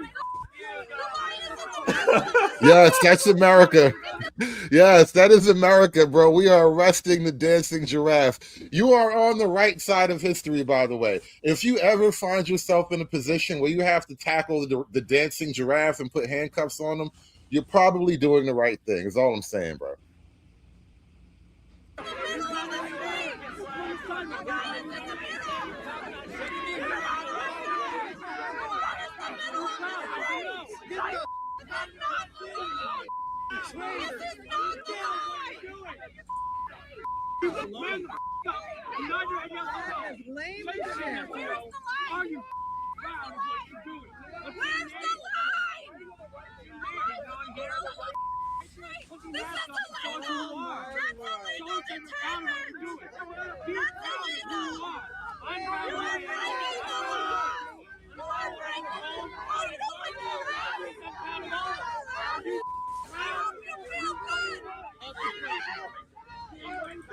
Oh wow, look at them carrying a giraffe away. This is a sad day for a giraffe, man. It is a horrible day. Hey, homie, what you in here for? Yeah, I got in a giraffe suit and decided to protest ICE. Hey, listen, man, if you guys want to find out the fate of the giraffe. I just threw the link in the chat to Bluff City Nerd's channel. Make sure you subscribe to Bluff City Nerd. I want to jump back. Hold on, I want to jump giraffe back to the around and ice find guy. out? Is that where we're at right now? Giraffe around and find out. Oh my god. Yes. Yes. I mean, yeah, that is where we are. So if you have to make me say it, yeah, fuck. I'm not gonna not say it. Is it me or does this guy kind of look like Minister Jap? I'm reporting for at the community defense duty. Listen, two things that I need to run by you. Thing number one is, a lot of people are saying that we should not stand up against ICE because we're standing for people that aren't us. And Black Panthers only stand for black people. That is a lie. Huey P. Newton said that we are internationalists and we stand with all oppressed people, no matter what color they are. That's the founder of the Black Panther Party that said that. So everybody who's running around talking about Black Panthers don't stand up for people other than black people don't know a damn thing about the Black Panther Party. Hold up, Clue. Not a Drake Panther, bro. A Drake Panther? Is that how far we've sunk, bro? We got Drake Panthers. He called this nigga Drake, bro. I can't believe. He do look a little Drake-ish, though. I can't deny. He do look a little Drake-ish. Look at that beard. The hairs on his beard look a little too fine. They look a little too thin to me. He don't got no curly hairs or nothing. All the hair on his face is kind of straight for real. Damn, he is a little Drake-ish, bro. Damn, son. Don't stand up for people other than black people don't know a damn thing about the Black Panther Party. That's thing number one. Thing number two, the Black Panther Party created something called the Rainbow Coalition, which is a coalition of Hispanics, Asians, whites, and blacks from all over the world working together to fight oppression. Again, the Black Panther stood with the Mexicans, stood with the Puerto Ricans and the Dominicans, stood with the Japanese, the Vietnamese. The Black Panthers did a whole campaign to end the Vietnam War because they stood with Vietnam. So for you guys who are talking all of this gibberish about, you guys aren't following traditions of the original, who do you think our leaders are? Aaron Dixon is an original Black Panther, right? Aaron Dixon is an original Black Panther who walked with Huey Newton. That's our leadership. And Billy Che Brooks, that was Fred Hampton's right-hand man. So you guys you sound stupid, to be honest. You sound like you don't really know what you're talking about. Doing a lot of hooting and hollering and don't really know what you're talking about. If you watch Huey Newton's speech, he specifically says, we are not black nationalists. We are internationalists. And we stand with all oppressed people across the globe, no matter what your ethnicity is. Come on, man. Y'all don't know what you're talking about. You telling us what we're supposed to be doing as Black Panthers, and you don't know the first thing about a Black Panther. All power to the people, though. Hey, Hood. If it is the case that they did protest the Vietnam War, I'm not sure of the history on that, right? Why did they protest the history of the Vietnam War or the Vietnam War itself? Because they recruit probably, young black males and other young, less fortunate males to be in the service. No, they're just commies. You were that too. But I'm saying what would be the reasoning behind that? It wouldn't be against war itself because these people are talking about revolution and all that stuff. So you're not anti-war. You're not anti-bloodshed.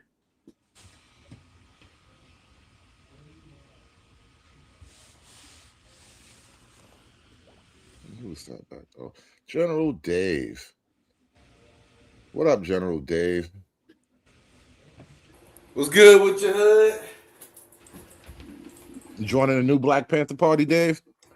Hell nah, man. I just got off the phone with my Philly guys. You know what I'm saying? They said these guys ran off with some pack money, evidently, and a couple of pistols. And I showed them the video, and they like, man, dog, how they pop up in Minnesota, and they owe at least 5 racks.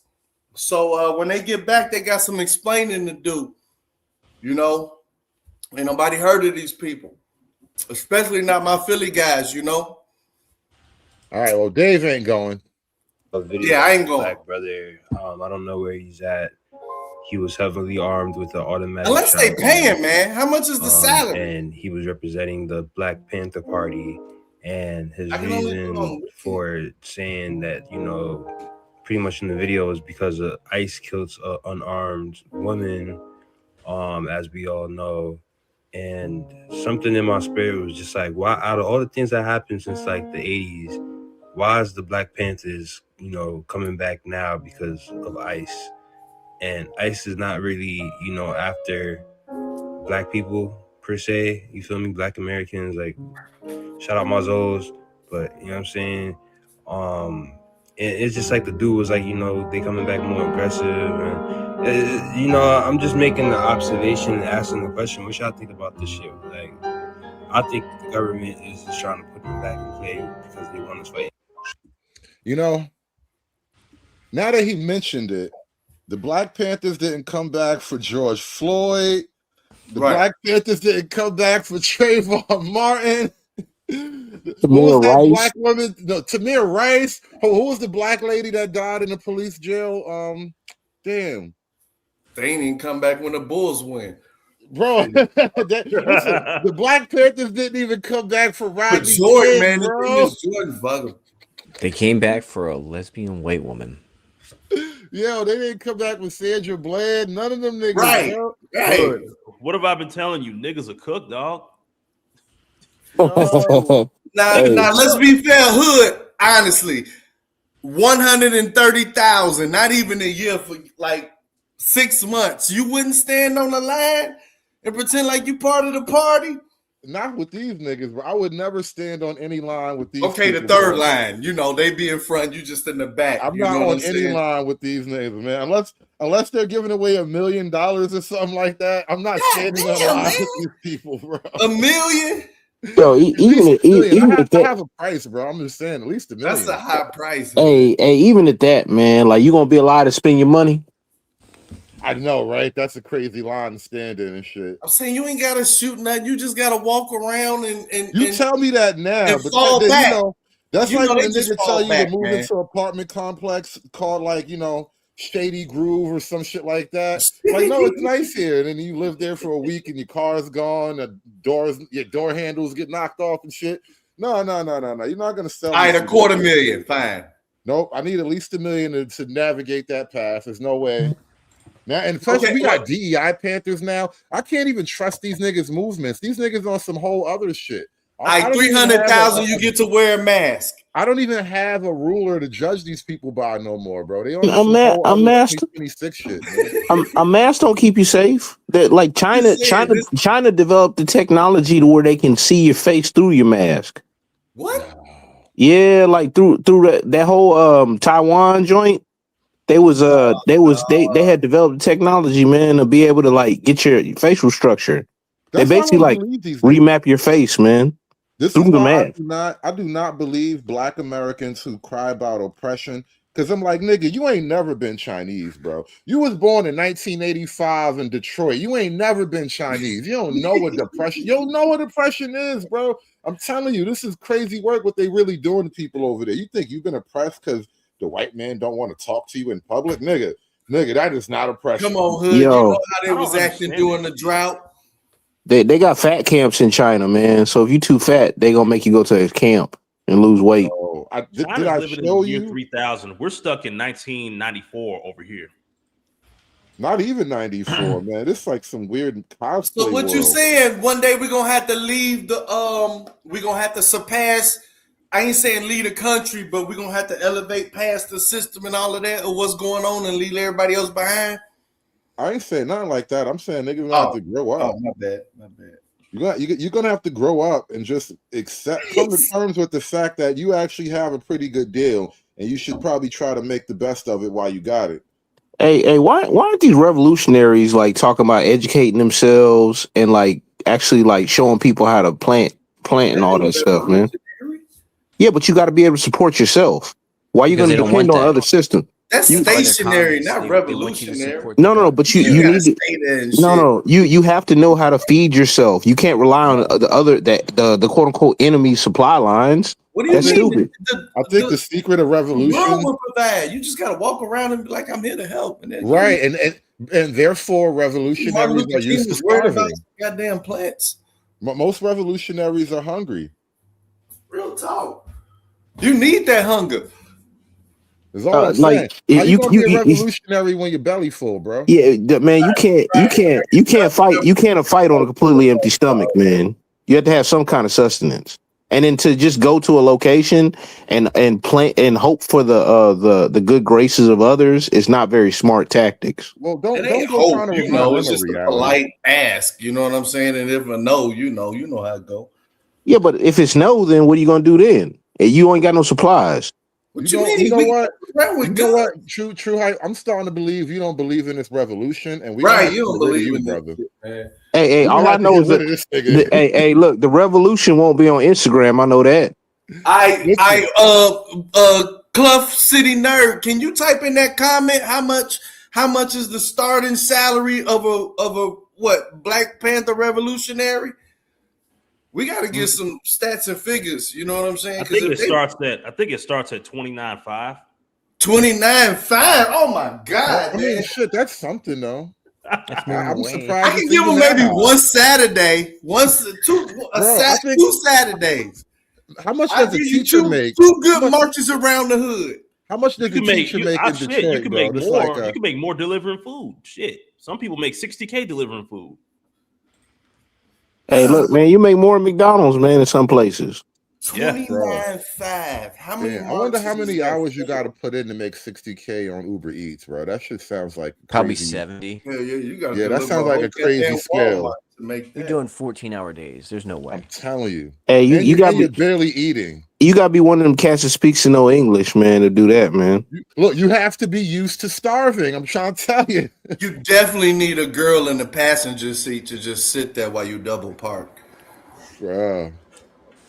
Oh, we got the urban landlord, John Galt. What's going on, man? Hey, what's up, Hood, man? You know, I always like your show, man. Whenever I see you live, I always try to catch a little bit of it. Appreciate I you saw coming your through. early. So, have you seen these new Black Panthers, man? I know they're in Philly. They haven't made all the way up to DC yet, but you know, Philly ain't that far, bro. Well, we're south of Philly, so I guess they'll be coming Yeah, south, I South. guess. Yeah, my bad. They'll be coming south, I guess. Huh?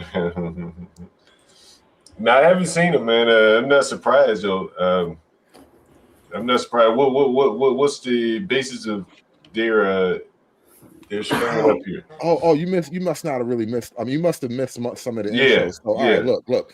The new Black Panthers. Allegedly, the Black Panthers were always a diverse, multi-culti type of organization. That's what the new guy's saying, right? Okay. And let me show you the new guy's face real quick so you can get a good look at him. He said the new guy. Yeah, because you know they got the new leader guy, or whatever. This like half Dominican looking nigga right here. He looks like So he's the new leader People. right here. Damn. And, yeah, don't he look half Dominican? Yeah. No. Y'all got He it all looks like wrong. Che of Hugo Shop. Not Hugo. He half Cuban. All right, fuck. I'll give him Cuba. Wait a minute. Right. None of y'all think this dude kind of looks like Minister Jab. Nobody.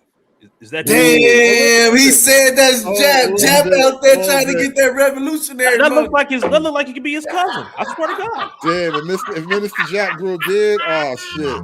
I didn't do Yeah, that. they You got did him that. a But I'm $5 saying million you're not grant wrong. and said, "Fuck it, I'm out of here." I'm just saying you're not wrong in the objective comparison. He does look a little jackish. Hell nah, when y'all put that shit in one of them Jap comments, man, I know he gonna be laughing like a motherfucker. Oh man. Somebody should make he probably ain't gonna laugh at that. This dude's face and make it a meme. He gonna be out there. Jesus can't say you hoes. I will need no church Join beef this up in revolution, here. bitch. Oh my God. No church beef up in here. But no, John. So this is the new guy from the Black Panther Party or whatever. And he said, like, they're not just black no more. They represent everybody, all the oppressed people around the world. So they like a diverse DEI Panther. I called them the Plaid Panthers earlier because, you know, they fuck with everything. That's not surprising these days, I guess. Hey, you joining the revolution, John? Nah, I guess I would say it's not surprising from the standpoint, like, the blacks, from my standpoint as a landlord, man, they down real bad. Real bad, man. John, how much, what salary would it take? Would you take $250,000 and you get to wear a mask? 6 months service. Would you join whatever this party is, Black Dashiki Party, Panther Party? $250K with a mask, bro. Hey, man, there's too much money to be made off the damn low IQ of these blacks to join the blacks. 350. You know what I mean? If they pay that kind of money, there's probably more money to be made off of the blacks. Yeah, he'll be out there. You can tell man, you can make a lot of money out of black people, man. They dumb, they emotional, overly emotional and shit like that. He'll be You screaming. can't control their own groups and things like that. Hey, what's the starting salary for an ICE agent, man? It's got to be like 100, 90, 70. Anywhere from like 60 to like 80 or 90,000, maybe. I might be overshooting it. I know all the racists is already at ICE, boy. There's people that legit want to join because they get like benefits. I mean, it's a government job. Shit, that's like Plus you get a security clearance. So if you ever leave, what do you mean you don't know about that? I'm sure they're getting clearances. No, that seemed a little bit like. Did you see the hiring standards? They was like anybody with a pulse. You still got to pass the clearance, though, right? So that clearance, you'll make money the rest of your life with that. You got a clearance. It's like the police force, man. You gotta go through the academy, and you got you got a couple hurdles you got to get over. The only hurdle is you got to just be breathing. Well, that's probably just to get in the portal, if you will. But to get through that clearance, bro, that's where your money comes. That's the hidden secret about government jobs. I'm hearing. Oh my God, 51,084. That's the start. So I was right on the money. Yeah, in Chicago is 64, and then what did you want to say? Overtime. ICE, right? Yeah, real talk. Overtime, they probably clearing the money. Yeah, like I'm saying, these people can leave their job, go work for General Dynamics or SAIC or something with a clearance. Can you smoke weed? I mean, I don't think they can. Do they take drug tests? Yeah, I mean, but they're not drug testing you all the time. Only if you get into probably an altercation in work or something like that. Oh, here it is. Yeah, they do. Security clearance. Yeah, that's where they weed out a lot of people right there. It's a clearance.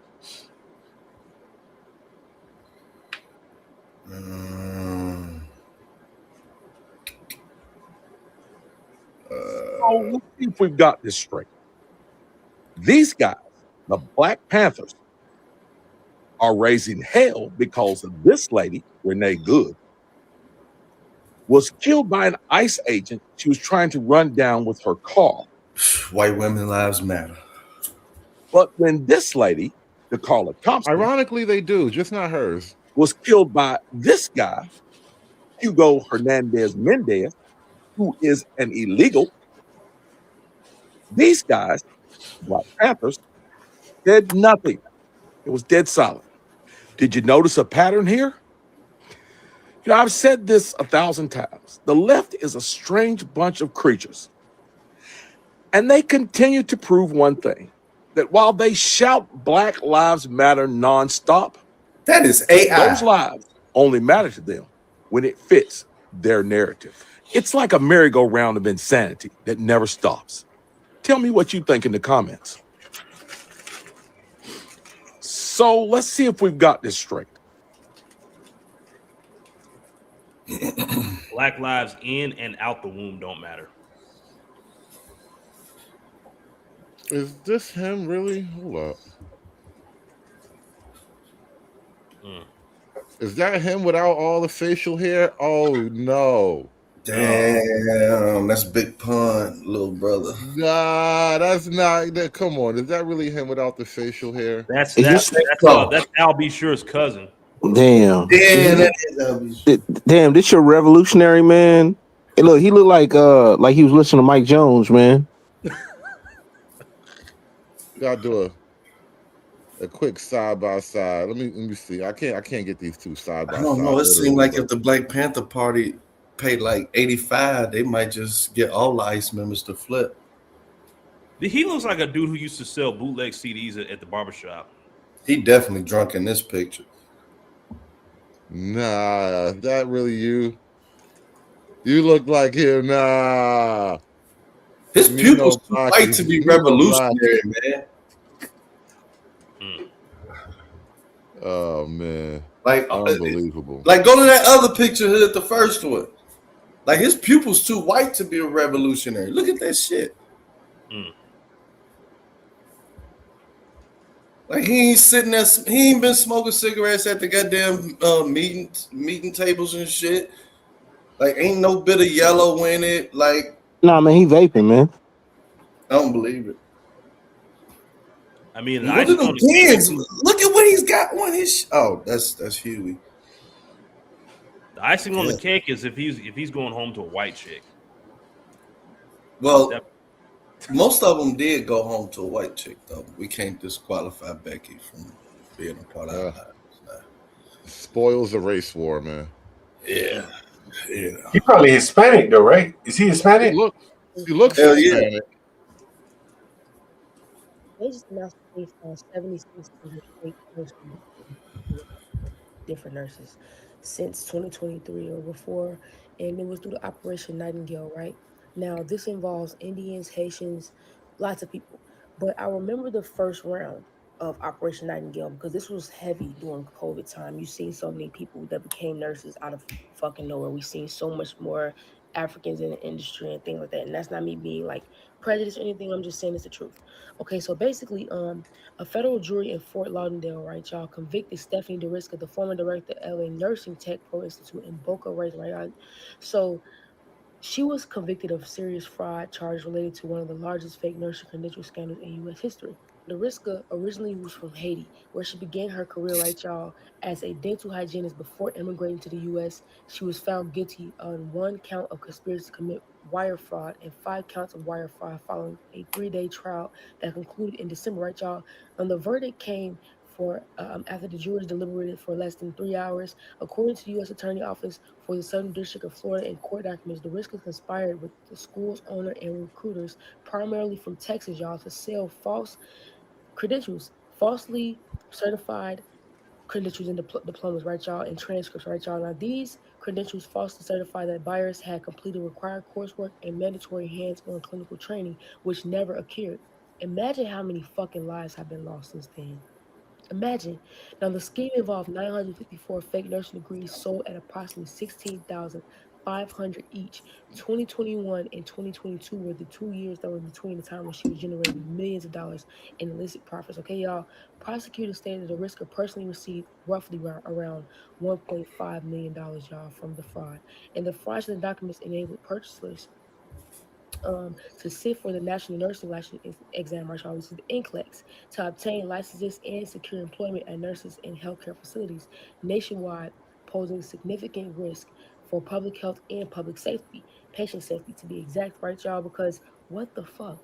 You know how I mean? I've been to many nursing homes and I've seen if you're in the healthcare field, you see what's going on. You know what's going on.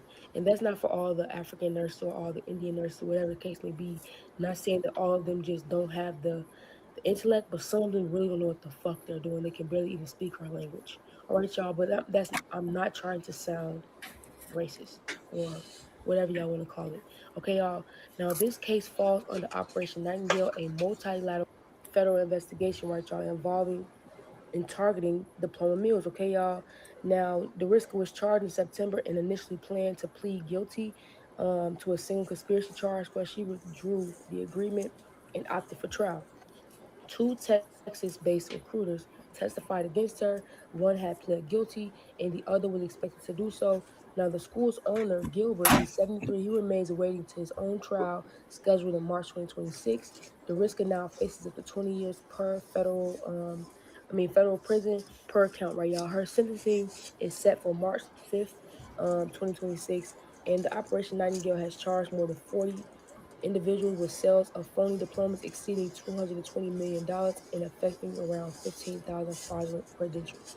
Now, part two is happening today, where they have found over 100,000 forged certificates from 22 universities, y'all, possibly over 1 million used abroad. You know how much credibility that's taken away? I mean, what the fuck? They say over 7,600 fake diplomas were distributed for nursing jobs across the United States, and the investigation is involved international nursing candidates, Damn, this including those article from long as India, who purchased these credentials to work in the United States.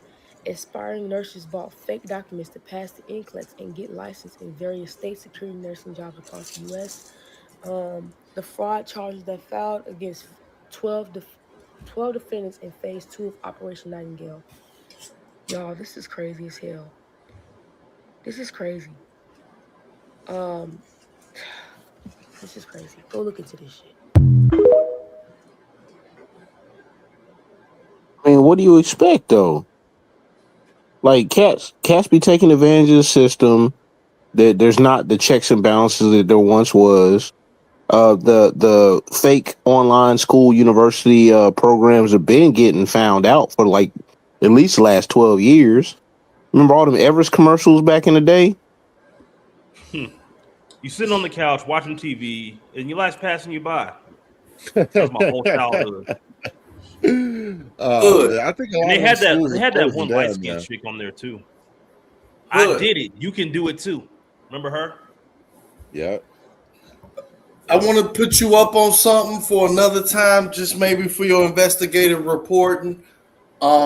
Nobody seems to be talking about how it's effectively just a shutdown totally from all the diaspora them coming to America because Trump made it to where they got to put up 15,000 cash to even get a visa now. And nobody Yeah. want to talk I don't got about it. nothing to say about that. Right. You know what I'm saying? What is it would you have me say about that? They're not even here for me to talk about them, so I'm not going to talk about it. Nah. What I want you to like, it used to be a lot of people talking shit last year, but for some strange reason, it's only a few people talking. They asking for help now. Well, maybe they're gone, and so I don't have to talk Yeah. to That's them what no I'm more. saying. You know, You see how maybe that works, man? I'm happy. I got nothing to say about it. I hope he closes I hope he closes more doors.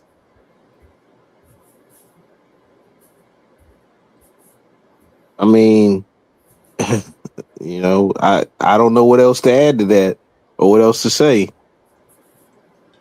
I'm so tired of hearing, oh, maggot, this is what y'all voted for. This is what y'all voted for. No. Did nobody vote for Renee Good to get unalive by the police? Did nobody vote for y'all stupid asses to go out here and go fight the ICE agents, okay?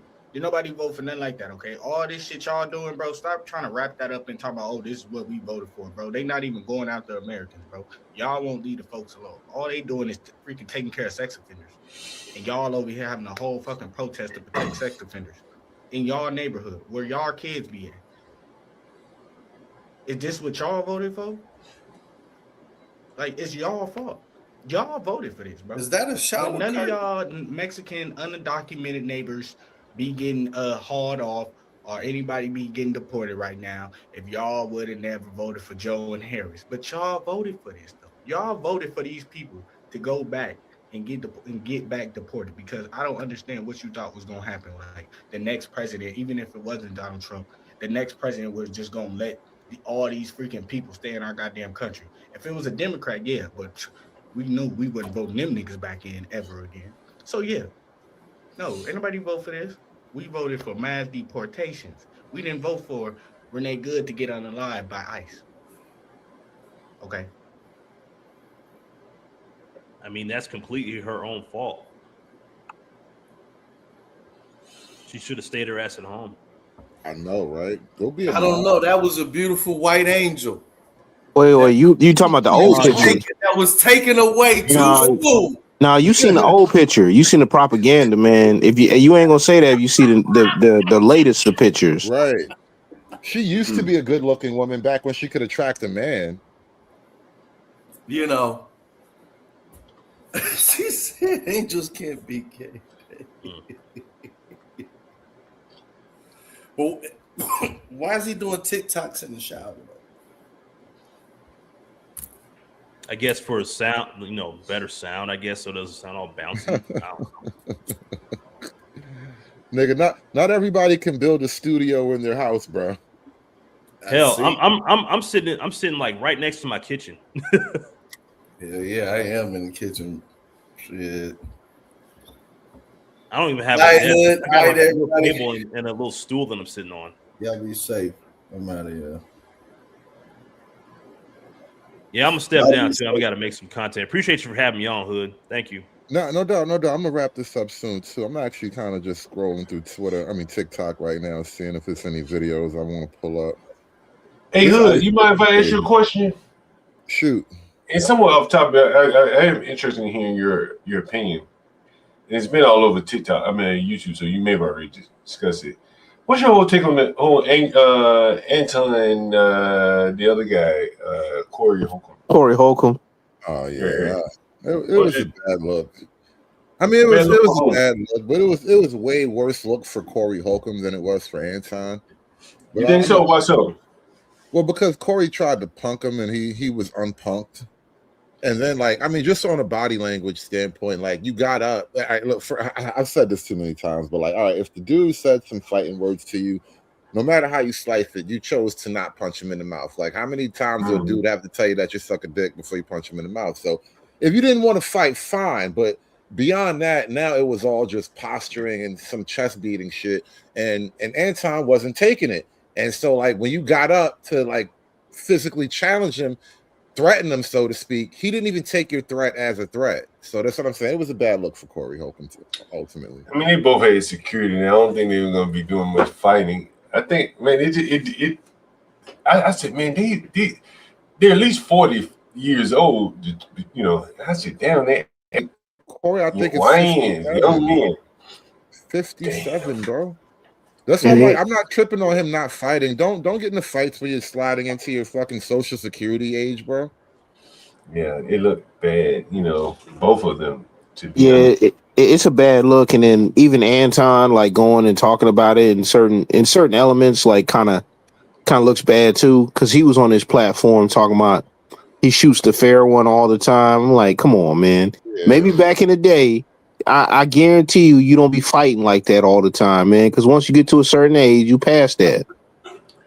You know, I tell you, you know, Hood, how I make my living. You know what I'm saying? And it made me look at Anton in a ways I never looked at him before. I never really watched his channel. Corey's either. I didn't have high expectations of Corey. You know, because he's a comedian. You expect him to be.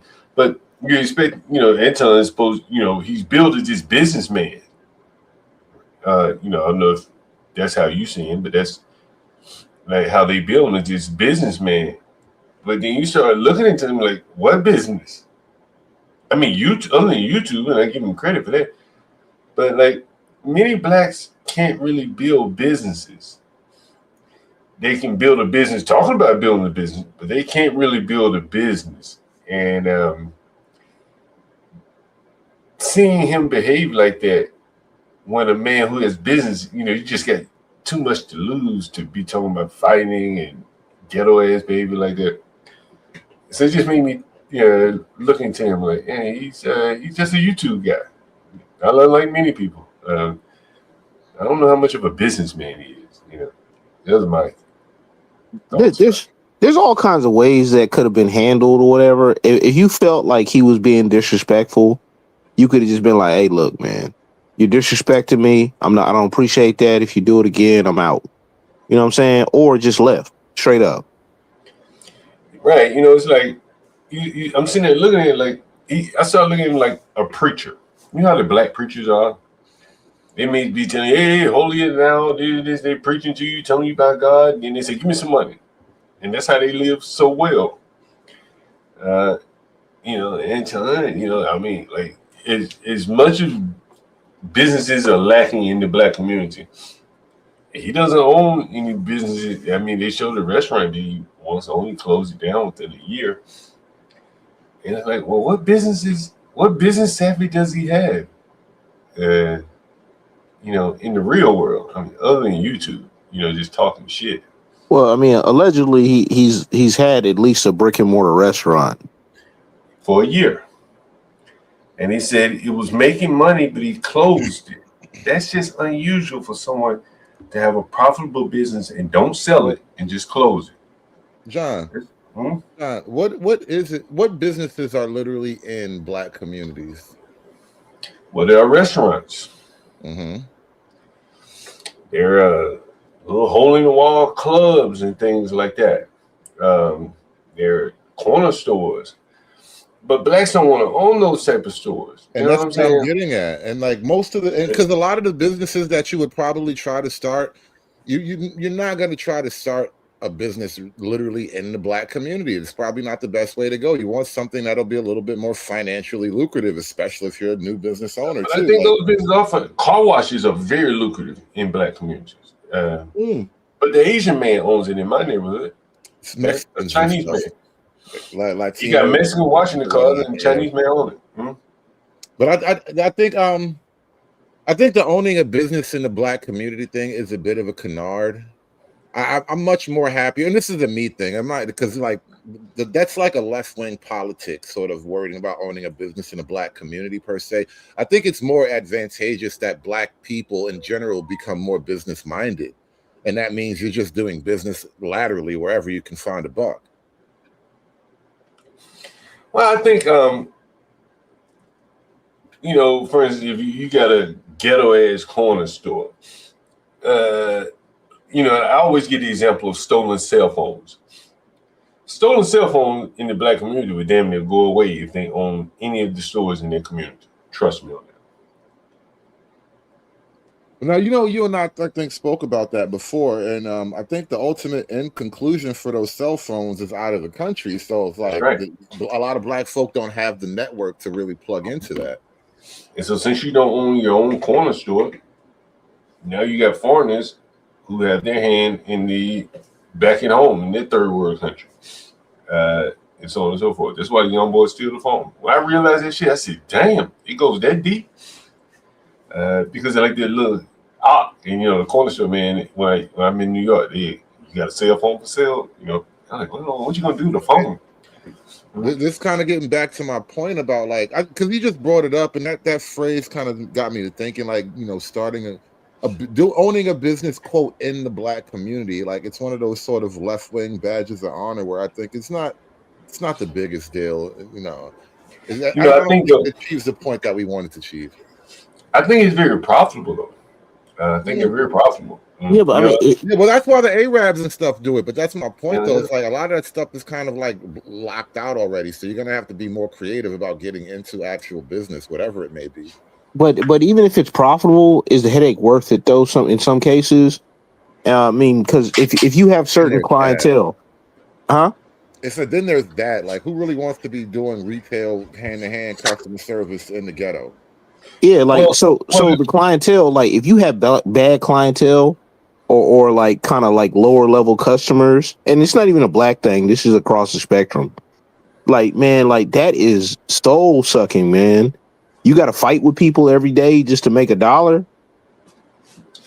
I mean, I go in at the ghetto liquor stores and stuff all the time, every day. Man, you'd be amazed at. I wouldn't want to stand behind no cage. Hell, a lot of these people ain't gonna be doing anything short of standing behind a cage. They don't have many skills to do anything else, so why not stand behind a cage and get paid? And I think that's probably the hardest part. Why the foreigners are able to do it.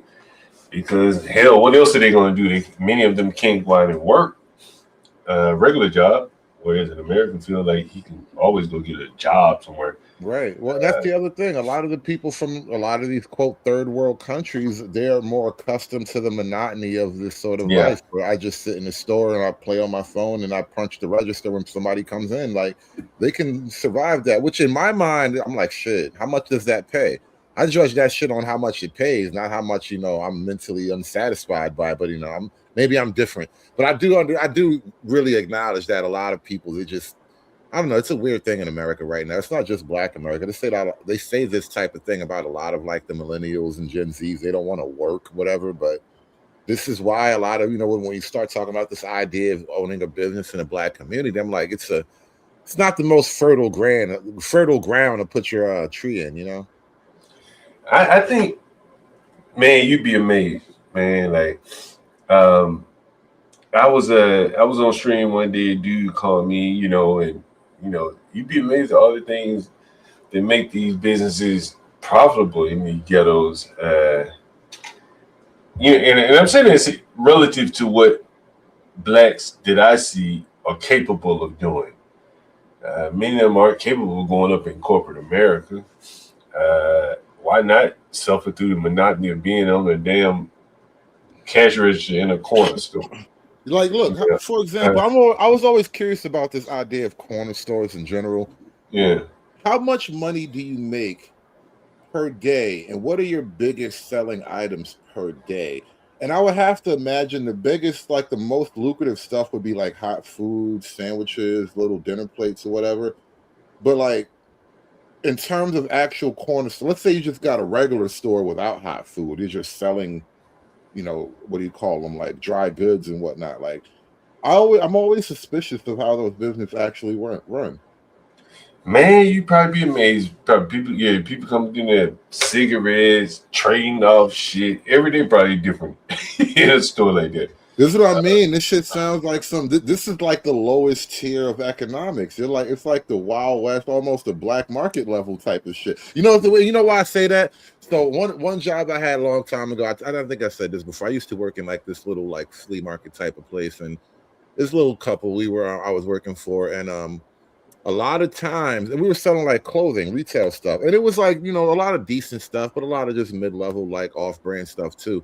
But a lot of the stuff that we did get in that was sort of name brand or really, really high-end shit, I swear to God, I saw it happen. Like boosters would come in and just be selling like, oh, I got this, I got that, da da da da. So now we got some whatever jeans that were in style back then, like Red Monkeys or whatever shit like that.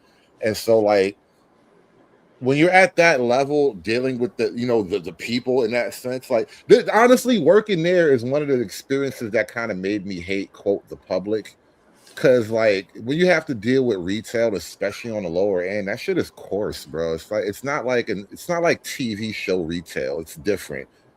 You might get into a fight every now and then. And then even when you transition to like the middle, say like you're selling like a service to individuals or companies, they're still really, really bad customers across the board too.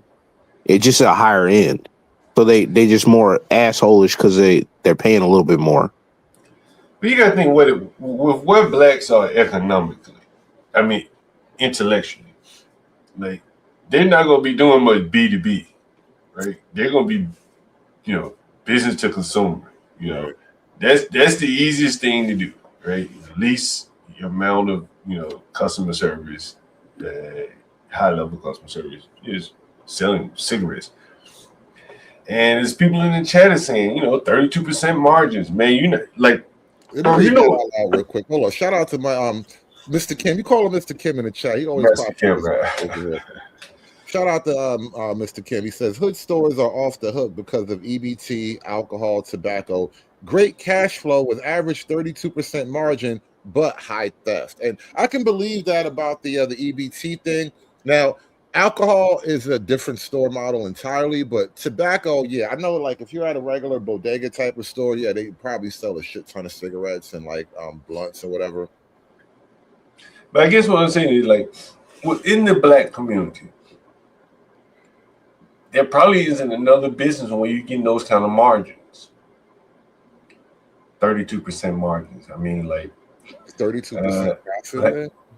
And I'm not sure what margin. Mexican, he could clarify. I don't know if there's gross, net margins, after taxes or whatever.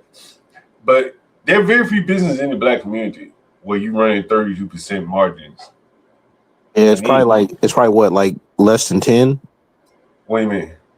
Like the margins.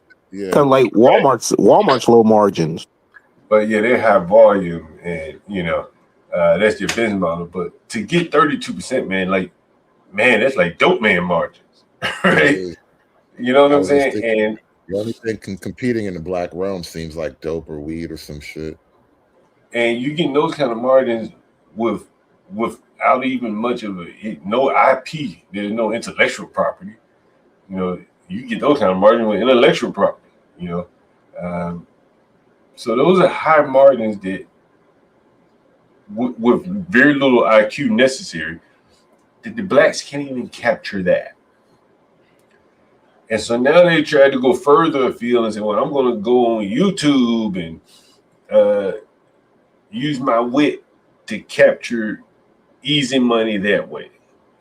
That's the Anton Daniels, so it seems. And again, you're not getting 32% margins on YouTube. Anton Daniels, I'm talking about, relative to like what you would be getting in liquor stores or corner stores and whatever the hell these payday loan stores. The blacks just they're not there, you know. Well, I don't know about that YouTube stuff, man, because depending on the niche, you can do pretty well. Like, and you know, when he started with Lapeef, they're probably doing very well. And As a matter of fact, that actually tracks for black culture and broadly, because black cultures we gravitate toward the arts and entertainment anyway, and YouTube is just another avenue for arts and entertainment. Now, you know, I've seen some of these damn stores, and you know, they'll be streaming from the store. You know, like in New York or something, like on them bodegas. And he'd be like an Arab guy. He's streaming from the store. He got his channel and he got the store. So now he's vertically integrated. You know, I don't know.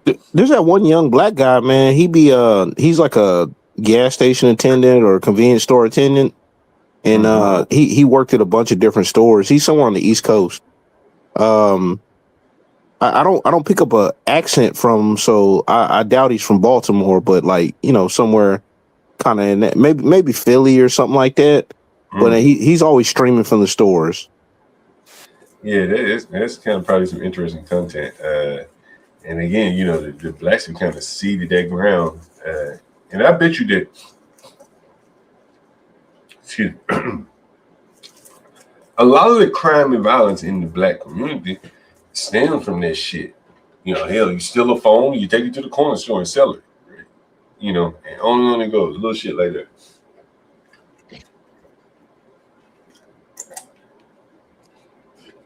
Hey, guys, I'm about to wrap this one up. I got to actually get out of here and get ready for work soon. John, it's been great chopping it up with you. I'm going to come by one of these days.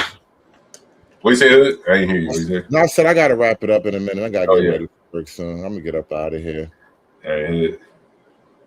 Listen, I appreciate you guys coming through, man. Like, share, subscribe. John, hey, John, you got a wrench in the chat. Drop your channel in the chat, by the way. Drop your link in the chat. Urban Landlord. Yeah, shout out to the Urban Landlord. Please, everybody, like, share, and subscribe. Follow the Urban Landlord on YouTube. I'm gonna get up out of here, y'all. Thank y'all so much for coming out. Shout out to the chat. Please remember to like, share, and subscribe. Throw $1 in the hat on your way, y'all. We're gonna wrap this one up, man. Appreciate you coming out. Aspiring to be patriarchs like what white men have, that isn't freedom. That isn't going to help anybody. It's certainly not going to help black people. It's done. It's done. It's done. It's done. It's done.